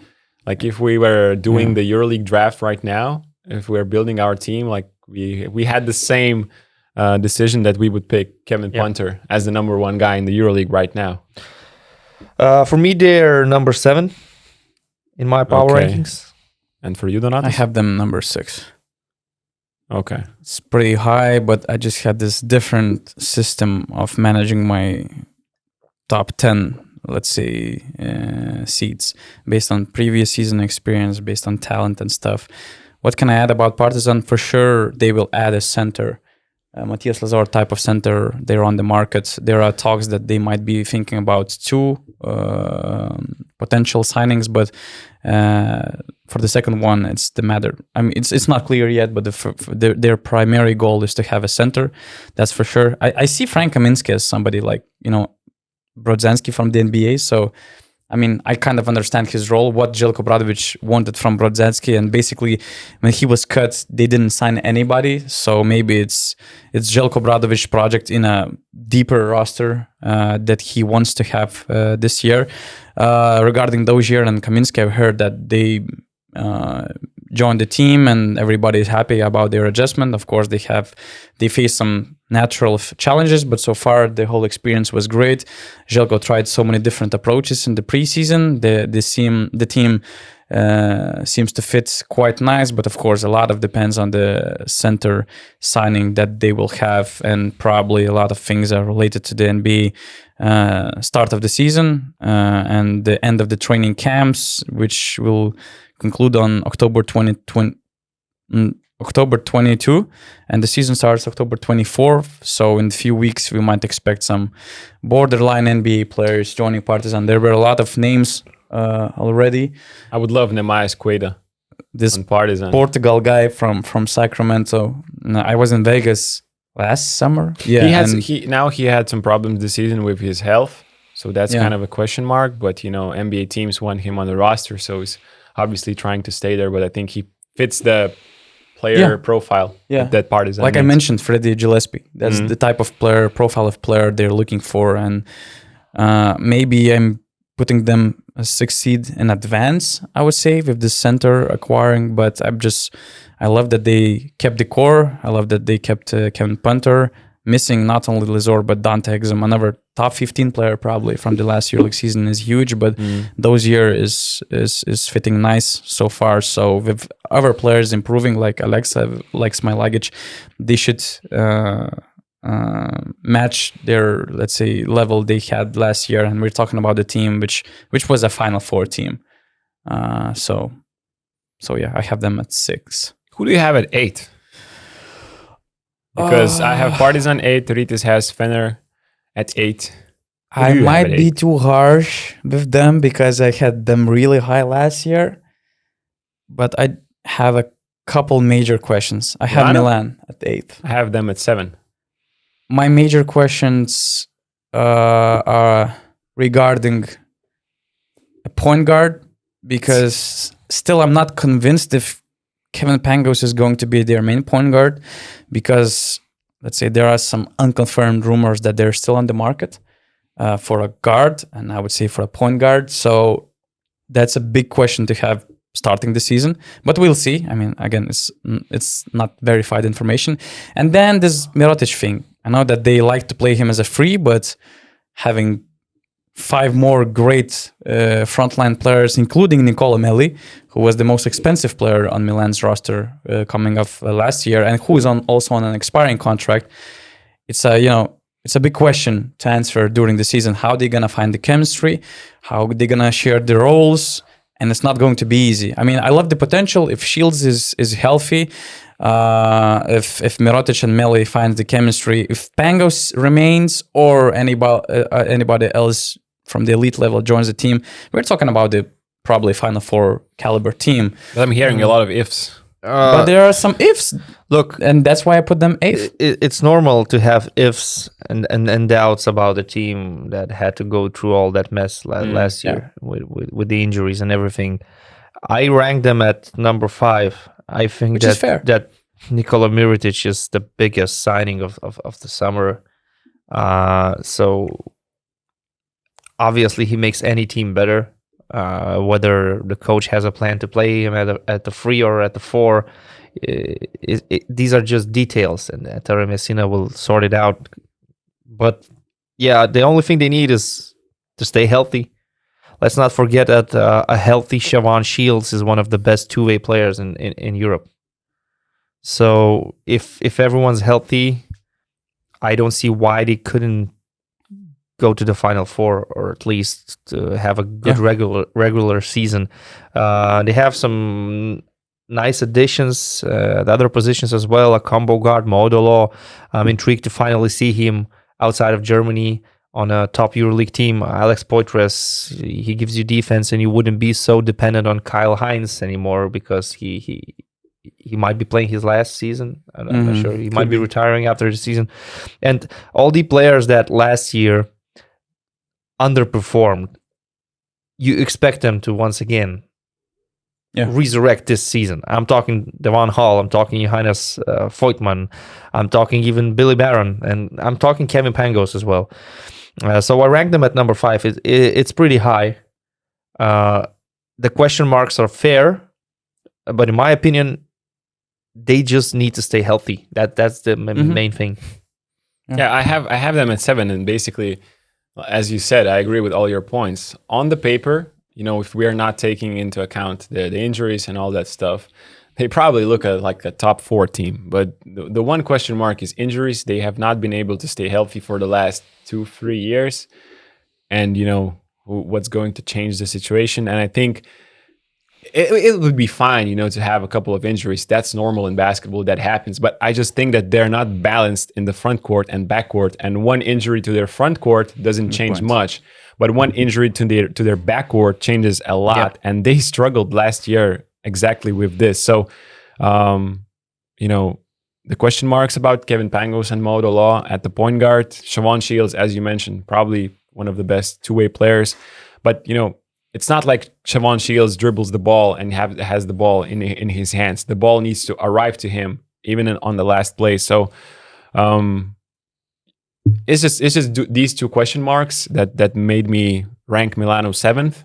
But if everything goes according to the plan, as they do imagine in their staff, they could be a Final Four team easily. So we have Partizan at 6th, Fenerbahce at 7th, Milan at 8th, Panathinaikos 9th, and Barcelona 10th. Who do you have on 7th for 6 seats? I have 6 Panathinaikos, 7 Milano, 8 Partizan, 9 Fenerbahce, 10 Zvezda. And Rytis? Rytis is missing number 6. I have to tell you my number 6, and my number 6 is Olympiacos. Oh, okay. Oh, I had this is where we... weird case about Olympiacos, where to rank them. Yes, for sure. And again, I'm not reacting at all to what happened in a Greek derby recently. Because if you were reacting, you would put them probably higher. Yes. I believe that last week you've discussed the Brzdeka signing. I don't really have a strong opinion. I'm kind of surprised they went for him and actually paid a buyout. I don't know. They probably see him as an advantage with his strong body and his size, and Bartzokas has a plan for him. Although I really thought they were going to look for somebody else for something like a combo guard who can shoot the ball.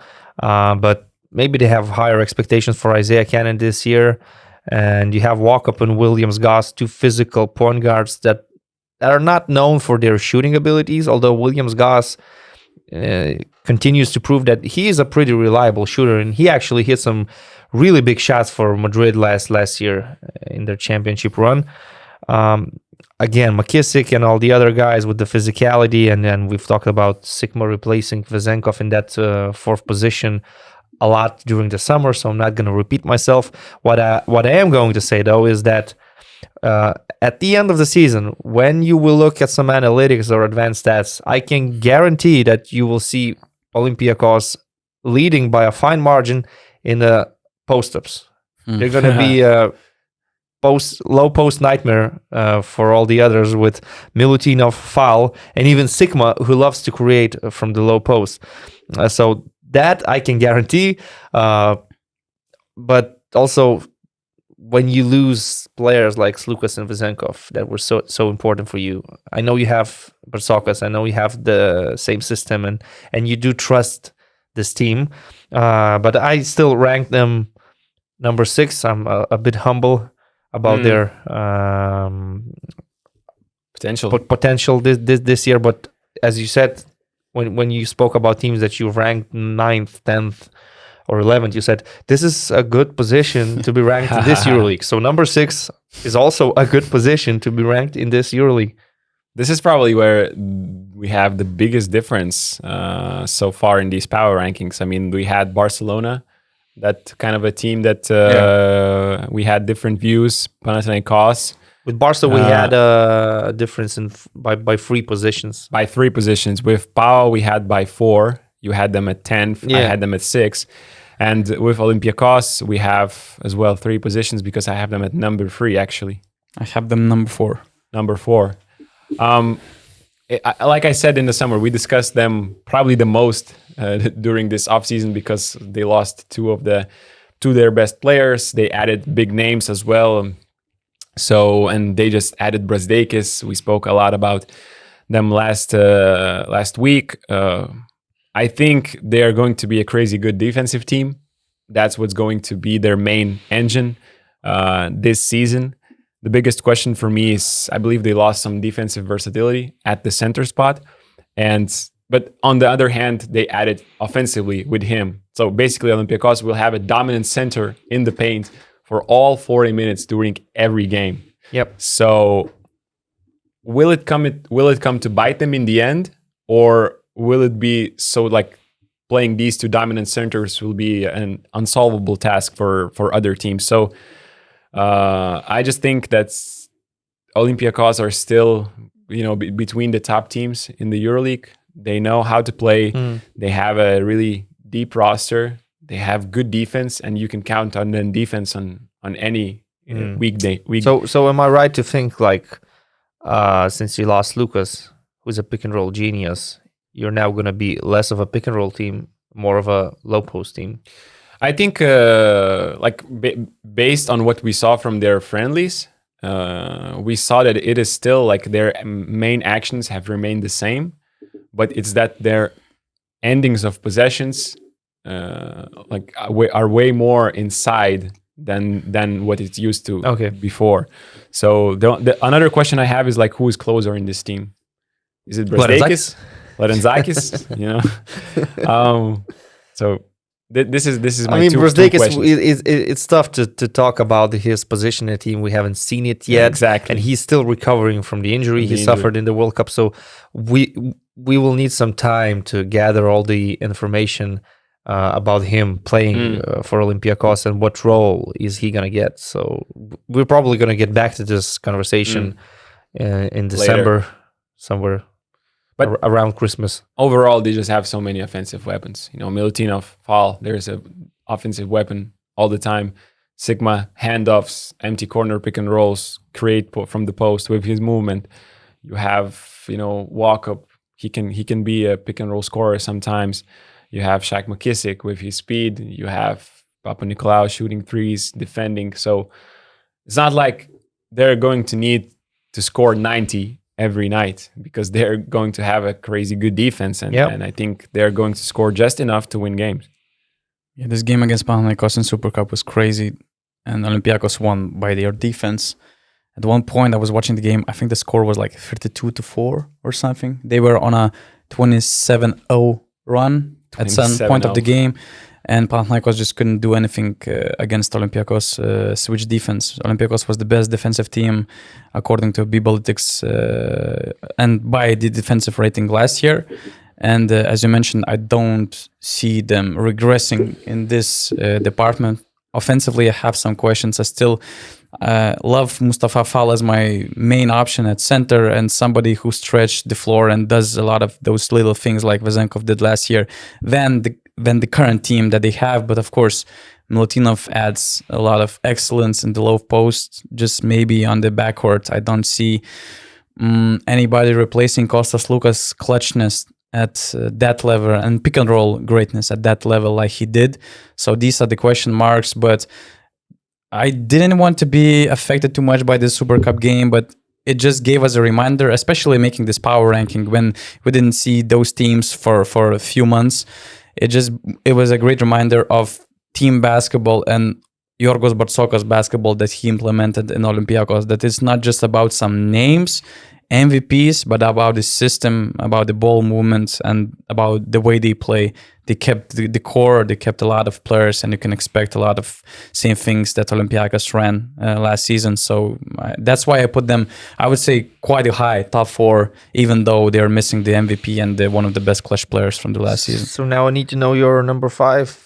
Rytis has Milano, 5. Donatas. I have Maccabi Tel Aviv. I think it was one of the most successful teams this offseason, and their offseason started in February, extending Lorenzo Brown, then keeping Wade Baldwin. It's one of the most successful backcourts. Last year, they were arguably the best backcourt in the EuroLeague. They kept Bonzi Colson, who I think will step up.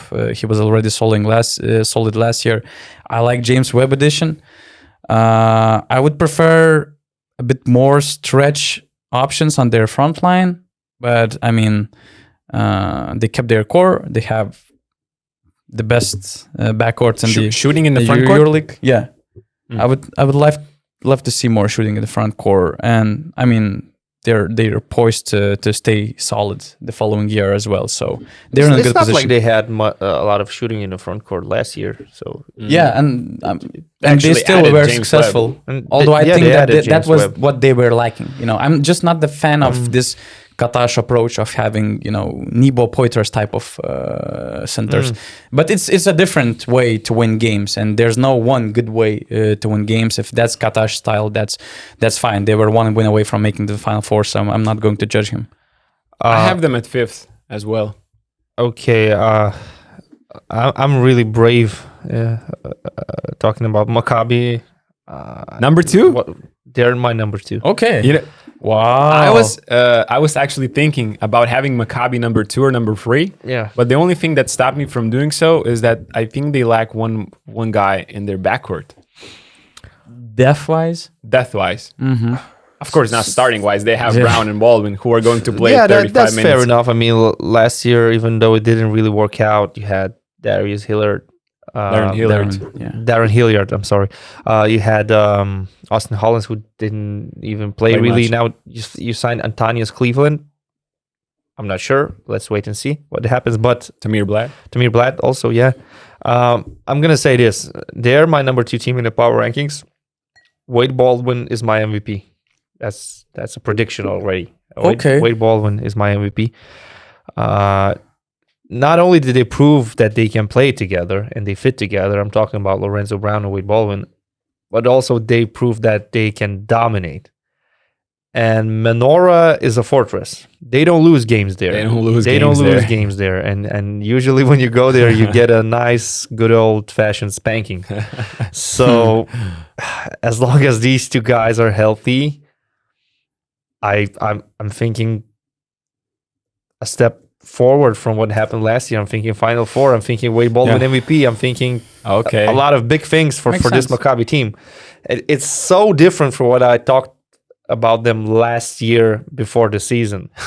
There's such a big difference. Because we had question marks that they actually figured out so many doubts about the head coach, about the fit, and all that stuff. And you know what? Monaco and Maccabi continue to be two of my favorite teams in the EuroLeague that I love the most, and it's not changing this season. Actually, it's even higher right now. My love for both of these teams. So, yeah, Jaciel Rivero also. I like the signing. You need some fighters that give you that extra spark on a good team, and I think Jaciel Rivero is the guy. So number 2 for me, Maccabi. I think they have one of the most beautiful offensive systems in the EuroLeague. So, yeah, it's not the deepest roster. Actually, it has to be said. For me, they were one very solid rotation player away from being ranked higher. But I love their approach that you want to invest your budget to key players. Yeah. And finally, in Tel Aviv, so it's a rare thing. Instead of having like 5 different options at guard and only one of them, let's say, stands out and all the other are mediocre players, you invest to quality instead of quantity. And I think it's a good approach. Okay, injuries might happen and it might ruin your season. But if everything goes well, this Maccabi team is going to be a force. That's a winning strategy for sure. So I'm actually surprised everybody has Efes in the top 4. Yeah. Because why not? Because a lot of other podcasts had them pretty low. Really? I didn't listen to any podcast, honestly, but I'm gonna say this: like, you couldn't imagine a better replacement for Vasa Micic. And who else they're missing from the last year? I agree. Darius Thompson. And they have looks even as a better fit, just clearing roles than Vasilij Micic. And let's not forget. Like maybe during the last season, because they lost a lot of games, they had injuries. People started to forget how good Shane Larkin is, how good Roderick Bobois is, what Will Clyburn is capable of. Elijah Bryant is on a breakout year. And I actually love the signing for the head coach position. Erdem Can, he had an amazing year in the Euro Cup. This is actually the number 1 reason why I'm putting them in the top 4. I'm number 2, but. Have them number 2? No, I mean, Erdem Can is number 2 reason after Darius Thompson. No, for me, it's number 1. I'm a big believer in Erdem Can. It's the first thing I wrote. So Efes is number 4 for me. Me too. I think the players like Shane Larkin and Roderick Bobois will have so many interesting plays set up for them to have opportunities to score and shoot. So it's definitely an interesting move. Like, you had this whole dynasty built by Ergin Ataman, and now you're putting your trust in, I would say, new school, innovative, smart, younger coach, which is Erdem Can. Like, they have all the offensive weapons they had last year. I think they have the true point guard to set all the guys that are around and make them better and make their life easier. True point guard who's assist first. Exactly. He can still score, but he's the perfect guy to set up all the teammates that he has around him. he has a pick and roll threat in Zizic. He has a pick and roll threat in Tyreek Jones. And he also plays defense. He also plays defense. And, they have versatility at the center. You can choose which one you now play according to who is on the court. If you need a guy to stretch the floor, you still have Tibor Pleiss. You have a roll and cut center in Tyreek Jones. You have Ante Zizic, who can give you, other things. And you have scorers off the ball. You have a true point guard. You have Will Clyburn, who is your go-to guy when you need to score in the last seconds. And you have a coach who can upgrade your defense through asking more intensity, to have more, defensive maybe principles. Having more scouting. More scouting as well. Because, I was about to mention this. They were focusing more on themselves rather than their opponents in Ataman years. So now it might be a different approach. Like on the paper, you are thinking that this team has everything they need to succeed. Yeah. And, I'm putting them number 4 because it's still, new system, new coach, new point guard. But I think they're going to be a really, really good team at the end of the season, and come playoff time, they could be super big contenders for the title. What's even more fascinating that they're still looking for an upgrade in the front line for a stretch 4 position, and from what I heard, they have money. They're exploring some high-profile players. It's not going to be an easy competition because there are a few other teams on the market and also Chinese teams involved, so they can offer more money. But at the end of the month, I would expect some nice upgrade, and we're already talking about a very solid roster, so they will be even better because, let's say, they didn't find a player who would define what they really need in the stretch 4 position, and with that upgrade, they would be even more scary. And I have them number 3 for all the reasons you basically mentioned. People really forgot how good they were last year, and with all the respect to some other guys who left, I mean, Vasilij Micic is the only that, such a significant loss that it's really hard to replace. And you signed Darius Thompson. I mean, come on now. You're really solid, and Erdem Can will add more coaching in ways of demanding and putting those pieces in better positions to succeed. Simply with Erdem Can, you're turning the page. You are giving more life to this roster, because... And that's a needed page, because before they... embrace that freedom that they needed to shine and to win the EuroLeague, actually. But now let's say they have to get back to more coaching, more disciplined basketball, and to receive more demanding coach from the sidelines. Exactly, like cycles are normal in basketball, and to have a new coach stepping in, I think it's only going to do good for Efes. Who do you have at number 3? No. I have Efes as number 3. Olympiacos number 4. Efes is number 4 for me. Who's your number 4, always? Efes. And number 3? Olympiacos. So Donatas are missing number 4. So no. I had Olympiacos number 4 and Efes number 3. So it's pretty obvious that my number 3 is Rocket Team. Oh yeah, because you put Maccabi too, so yeah, it couldn't be any other way. Because we know it could have been number 1. Well, we know what. Yeah. It's hard to team not... is number 1, but Monaco. And I saw 2 of their games so far versus San Quentin, where they weren't really serious, but in the end they got serious, and Mike James hit the game winner. And yesterday I saw them versus Asvel. Everything seems good so far. Of course, they are still missing players. Mam Jaite is still not playing, although I'm not sure if that was a really necessary signing for them, since they have Motiejunas, Dante Hall, and you could easily play John Brown or Petr Corneli at 5 if needed. But okay, he's still not playing. Kemba Walker still not playing. Jordan Lloyd is still not playing. So now it's more like Mike James or Elie Okobo. They just share the ball and shared responsibilities offensively. And it's only the French league, so I'm not going to jump into any conclusions. But they kept most of the team from last year. At the end of the day, Sasha Obradovic is still the head coach, although there were so many talks that they're going to change him. And okay, Kemba Walker is a gamble. I don't know what's going to happen. I'm not a big believer that it's going to be a successful project. I don't even call him, to be honest.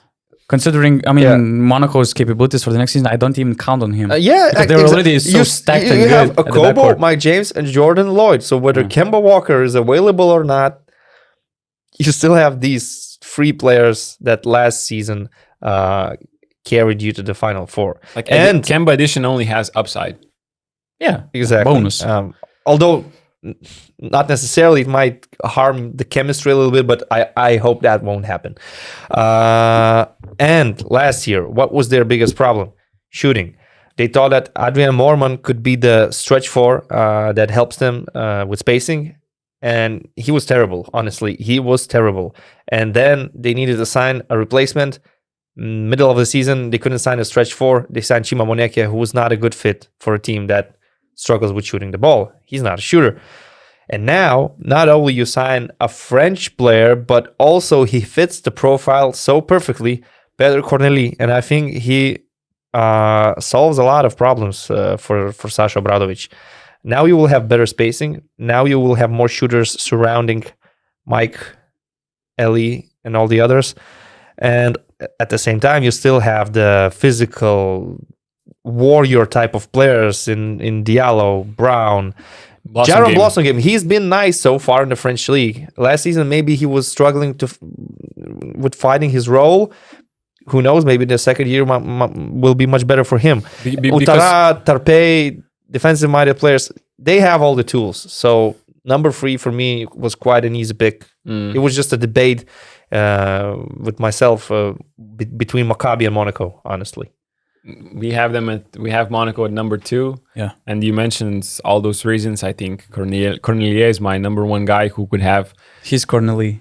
Peter Corneli. But is it Peter? He's Peter because his mom is from Czech Republic, I think, and he's. I mean, I was corrected by our good listener, not Peter. I mean, he's Peter, but I was corrected by a good listener from France, and he said that Corneli even complained to him that he was called Peter or whatever because he's Peter. Okay. He's Peter. Well, I know that it's Corneli, not Cornelia, but Peter is news for me. Peter Corneli, because if there was an additional E before the make R, things easier. Yeah. I would say Peter, but it seems like Peter. Like, okay, Peter it is. Yeah, it's settled. Okay, so he is the guy that could have the biggest impact of all those signings that kind of went under the radar, and I'm really intrigued to see him even playing at the 5 position. I know they have 3 guys there, but I think in the playoffs, like maybe in the regular season, his role is not so big, but I think in the playoffs when they need the shooting in the front court even more. Like we saw how Maccabi and Olympiacos played their defense against Monaco. Like everybody was concentrated on those 2 guys, those 3 guys. And so I think he could be huge. So I have a number 2 for all those reasons you mentioned. And, they added Terry Tarpey, who could be a glue guy if somebody gets injured. He's a nice player to have next to all those offensive stars. And again, you managed to sign local players, French players, Tarpey, Jaite, Corneli. To keep the EuroLeague, let's say, to keep the main players more fresh for the EuroLeague. Yeah, you can play important. Them in the French league. Yeah. So I have Monaco as number 2 because you cannot expect, because first of all, they were 3rd in the EuroLeague last year. They're super talented. They have one of the best backcourts, and they have the continuity. You cannot expect much more from Mike James, Jordan Lloyd, and Elio Okobo. You just can expect them to be healthy. I'm talking about Lloyd and Okobo. And in Okobo's case, you healthy and committed. I see where you're going, but we see what you did here, Rytis. Yeah, but also expect Okobo to make this step forward in terms of being more matured. If things go wrong for him offensively, he has to be more also committed defensively, all-around player, not to be affected by bad scoring nights. But I'm not counting on these guys. I'm actually counting on assets, Euro players, whatever you call them, because I think that what was missing last year, and I believe that these guys will make a big step forward. John Brown, I heard that he kind of apologized for the last season. He apologized his team, and he made a very serious job work during the off season to get in a way better shape for the start of the season, and we can remember, how good he was in Kazan. So you can, arguably expect him to be really solid this year. Jaron Blassingame, Alpha Diallo did a tremendous job also in the off season. Jaron Blassingame in my eyes is also one of those most improved potential players, because he can do so many different things, and maybe the one thing that was missing for him was shooting, of course, especially in this team, and he can really shoot the ball. Last year he was not that successful, but he can just step up on all those small areas, and he has all the tools to be a successful player, especially next to backcourt that they have. And Alpha Diallo, in my eyes, he also had this shooting, he was chasing those shooting ghosts in the series against Maccabi. I think he was like 1 of 10, and he lost all the confidence he had offensively, but he can also shoot the ball really well. Defensively, he can be really solid, and in my eyes, he's one of the best all-around small forwards in the EuroLeague that could have a serious case long-term. So adding those pieces, adding Corneli, who showed a very serious approach toward the season, coming with a very professional approach regarding his body, preparation for games, and etc. It can be even better team than last year, which was really solid stuff that we saw. So yeah, it's weird.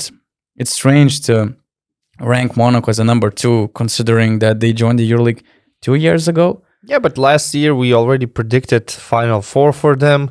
In the first year, they made it to the playoffs and had and they're just Game 5 getting better versus Olympiacos. So they're getting better each year, and expectations are high, of course. And when you sign Kemba Walker and you steal all the headlines, it draws much more attention to you as a club. Also. Yeah, I have few red flags over Monaco. We mentioned injuries. Also, we praised Corneli, but can he prove that he will be the guy who can stretch the floor on consistent basis? It's going to be a big challenge for him. And all these rumors about the head coach, when things go, all the players there know what's going on, what's happening. They read in rumors, they kind of get affected by it a little bit. And when things go wrong, coach in this situation, surrounded by this kind of atmosphere, he might lose the trust and confidence from his player easier if things go wrong. It's easier to find a scapegoat. So it might hurt them, and if things go wrong. Mike James also declared that he wanted to leave the team before the season. How that will go throughout the entire season, throughout the entire marathon. These are the red flags that Monaco might face, but show me a team that doesn't have any red flags.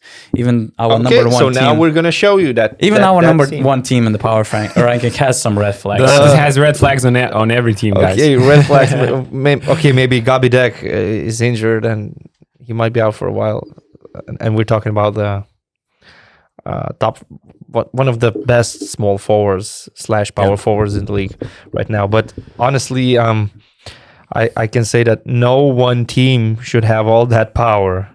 It's like because it's boring that we all have the same team number one, but it's just they got back Facundo Campazzo and they are EuroLeague champions. That's okay, crazy. Last year they became EuroLeague champions by a misunderstanding, some might say, because of what happened in their Partizan series. In the end, they didn't even win the Spanish championship.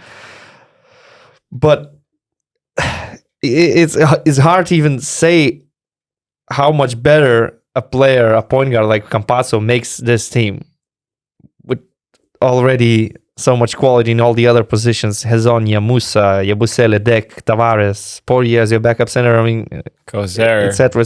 And still there are always the veteran guys that you know that when the time comes, they will have their word as well. So, come on. It's just not fair to the rest of the league. Like, the only, let's say, a weaker link was the point guard position throughout their last season. And even that, Nigel Williams-Goss was amazing in the second half of the season, amazing in the playoffs. Like, he gave that team what they needed, defense and some shot making. And they did not need a lot of shot making because, they had Gabi Dek, they had Yabusele, they had Musa, but he stepped up when Musa was maybe struggling in the playoffs. And now you add a guy who you know will fit well because he has already played in that team. And he is the point guard just as Darius Thompson is. He makes everyone around better, makes their life easier. If he is standing on the half-court line and, there's a guy under the basket and his defender has his back to Campazzo, there's going to be a bullet pass that you don't expect from any other guy in the EuroLeague. And that's a layup for Hazonia. That's a layup for Dek. And it's like, okay, how can you not rank number one? And it doesn't mean they will win, but... You also don't even have any concerns about Campazzo being back from the NBA where he sat on a bench because he already played for Zvezda and you already saw that it's the same old Campazzo, same good old Campazzo, sorry, he's not old, same good old Campazzo that you had before he signed with the Denver Nuggets. Yep. And he was playing in Denver, like not consistent minutes, but he wasn't completely on the bench, left out, but sitting. But so, he was not a player with a big role. Like on paper, there is no. I don't think anyone can have arguments why in a power ranking you could rank your team. Let's say you're a fan of Olympiacos or you're a fan of Panathinaikos. I don't think you can win in an argument battle of why your team looks better on the paper. Like court might show otherwise. Many things will happen: injuries, conflicts in the locker room, you name it. Health problems, whatever.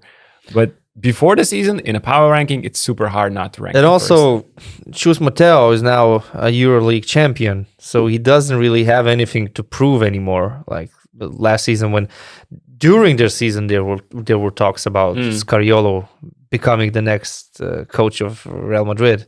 Now he's a EuroLeague champion, so you kind of have the confidence in him. Okay, so now finally we can say that he's the right man to replace Pablo Lasso and to have this continuity in Madrid. So I think honestly, if I did predictions, not power rankings, I would also easily predict them to win the regular season. Absolutely. But in EuroLeague, I never go further than that. I can predict the regular season, I can try, and after that, anything's possible. I agree. What's interesting, you mentioned those EuroLeague title predictions. 1/4 of the GMs that completed the survey so far consider Real Madrid as the top favorites to win the EuroLeague. But the second one, which actually matched them by the votes, is quite surprising. 25% for Real Madrid, and there's one other team. Who do you think matched Madrid by votes? Olympiacos? Yeah, Olympiacos. I'm quite surprised, to be honest. I didn't think that after these losses, they still consider Olympiacos that high, but yeah. Okay. Makes sense. Okay, I have nothing to add about Madrid. I mean, wait. We were waiting for red flags for Real Madrid from you. Starting five-star depth. There's a 16-year-old player yesterday. A 16-year-old player is just scoring 10 points versus Barcelona. I don't remember the exact stats, but... The only strange thing is that every year they bring this 16, 18-year-old kid who makes a difference, but when he turns 20 or something, he's gone. He's not playing for the main team. It's always going to be like that because... That's the machine of the Real Madrid. They just have too much star power. They can buy too many good and, win-ready players. I mean, instead of waiting for some of their prospects to shine. One way or another, you're not going to have the guy, because if he is really that good, he's going to get drafted and he will be in the NBA, like Usman Garuba, for example. And if you're Luka Doncic type of talent, age doesn't matter. You're already better than most of the veterans. I'm talking more about the players like Juan Nunez, for instance. Not these that they're like for sure NBA material, but still good enough, but still not good enough to make this roster because it's stacked. I'm not going to expand on my red flag too much. I'm just going to say that it's not a perfect... Things are not that perfect as it may look behind the scenes and off the court. And I know for sure that some of the proven players of that team were really surprised that they managed to win the EuroLeague last year, because they didn't feel they deserve it. Because nobody felt that. Not just because of the Partizan series. Not about that. Okay. Of course, it was one of the reasons, but there were just a lot of imperfect things that happened throughout that year. And, winning heals. Winning can change a lot of things. Winning teaches you patience on things that you don't like. But still, this is, at least one concern that this team might have entering the season. Other than that, I don't see any other concerns. It just makes a perfect team to win the EuroLeague. And I mentioned the GM survey. They have the MVP material in Eddie Tavares. A lot of players, a lot of GMs see him as the top candidate to win the MVP award. What's interesting that most of the GMs think that he is the first guy to leave the EuroLeague for the NBA among the pool of the players that we have in the EuroLeague. It might happen actually this summer. Yeah, Portland showed a real serious interest, but the thing is that he has this crazy buyout. It's even higher than Campasso had, and we're talking about more than 6 million euros to leave Madrid. But he's on an expiring contract, and it's also an interesting thing, how these negotiations will go, how it will affect Eddie. Although I have no concerns about Eddie's, dedication. He showed his dedication to the team, praising Chus Mateo so much after the press conference, winning the EuroLeague title. So, and actually playing with Campasso will give him a more easy dunks and layups. Yeah, because it will make him more happy. Last year, for the past 2 seasons, ever since Campasso left, basically, when they lacked creativity, Tavares had to do some stuff he normally doesn't do, like playing with his back to the basket or shooting some mid-range shots. Now with Campasso back, it's just dunks and layups and points in the paint. Yeah, We finished. We have 5 teams.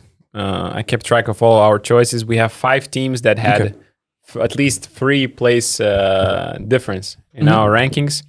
So the 5 teams that we had kind of biggest discussions were Barcelona, Panathinaikos, Milano, Olympiacos, and Maccabi. So at least 3 place difference in these choices. So you are very welcome to write down in the comments down below what you think about our choices, especially about these 5 teams, but also other choices. Maybe you think Zvezda should be much higher than 10th place or 11th that you guys ranked. Can you repeat our first 8 picks of each? First 8 picks, Rytis: Real, Maccabi, Monaco, Efes, Milano, Olympiacos, Partizan, and Fenerbahce. Donatas had Real, Monaco, Efes, Olympiacos, Maccabi, Partizan, Fenerbahce, Milano. And I had the Real, Monaco, Olympiacos, Efes, Maccabi, Panathinaikos, Milano, Partizan. Fair enough. More or less the same teams in the top 8. Yeah, we're putting ourselves under the bus, but that's how it is.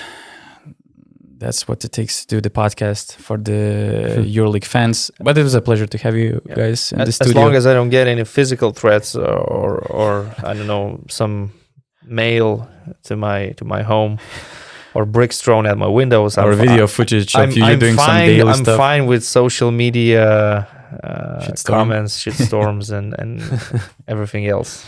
It's not an easy job to do. Some players regret URBONUS podcast appearances because of the backlash they got. To me, it's a pretty easy job. It's like an easiest job I ever had in my life. Like you just need to sit down and talk basketball. Like it definitely is the easiest job I had in my life. Not so hard.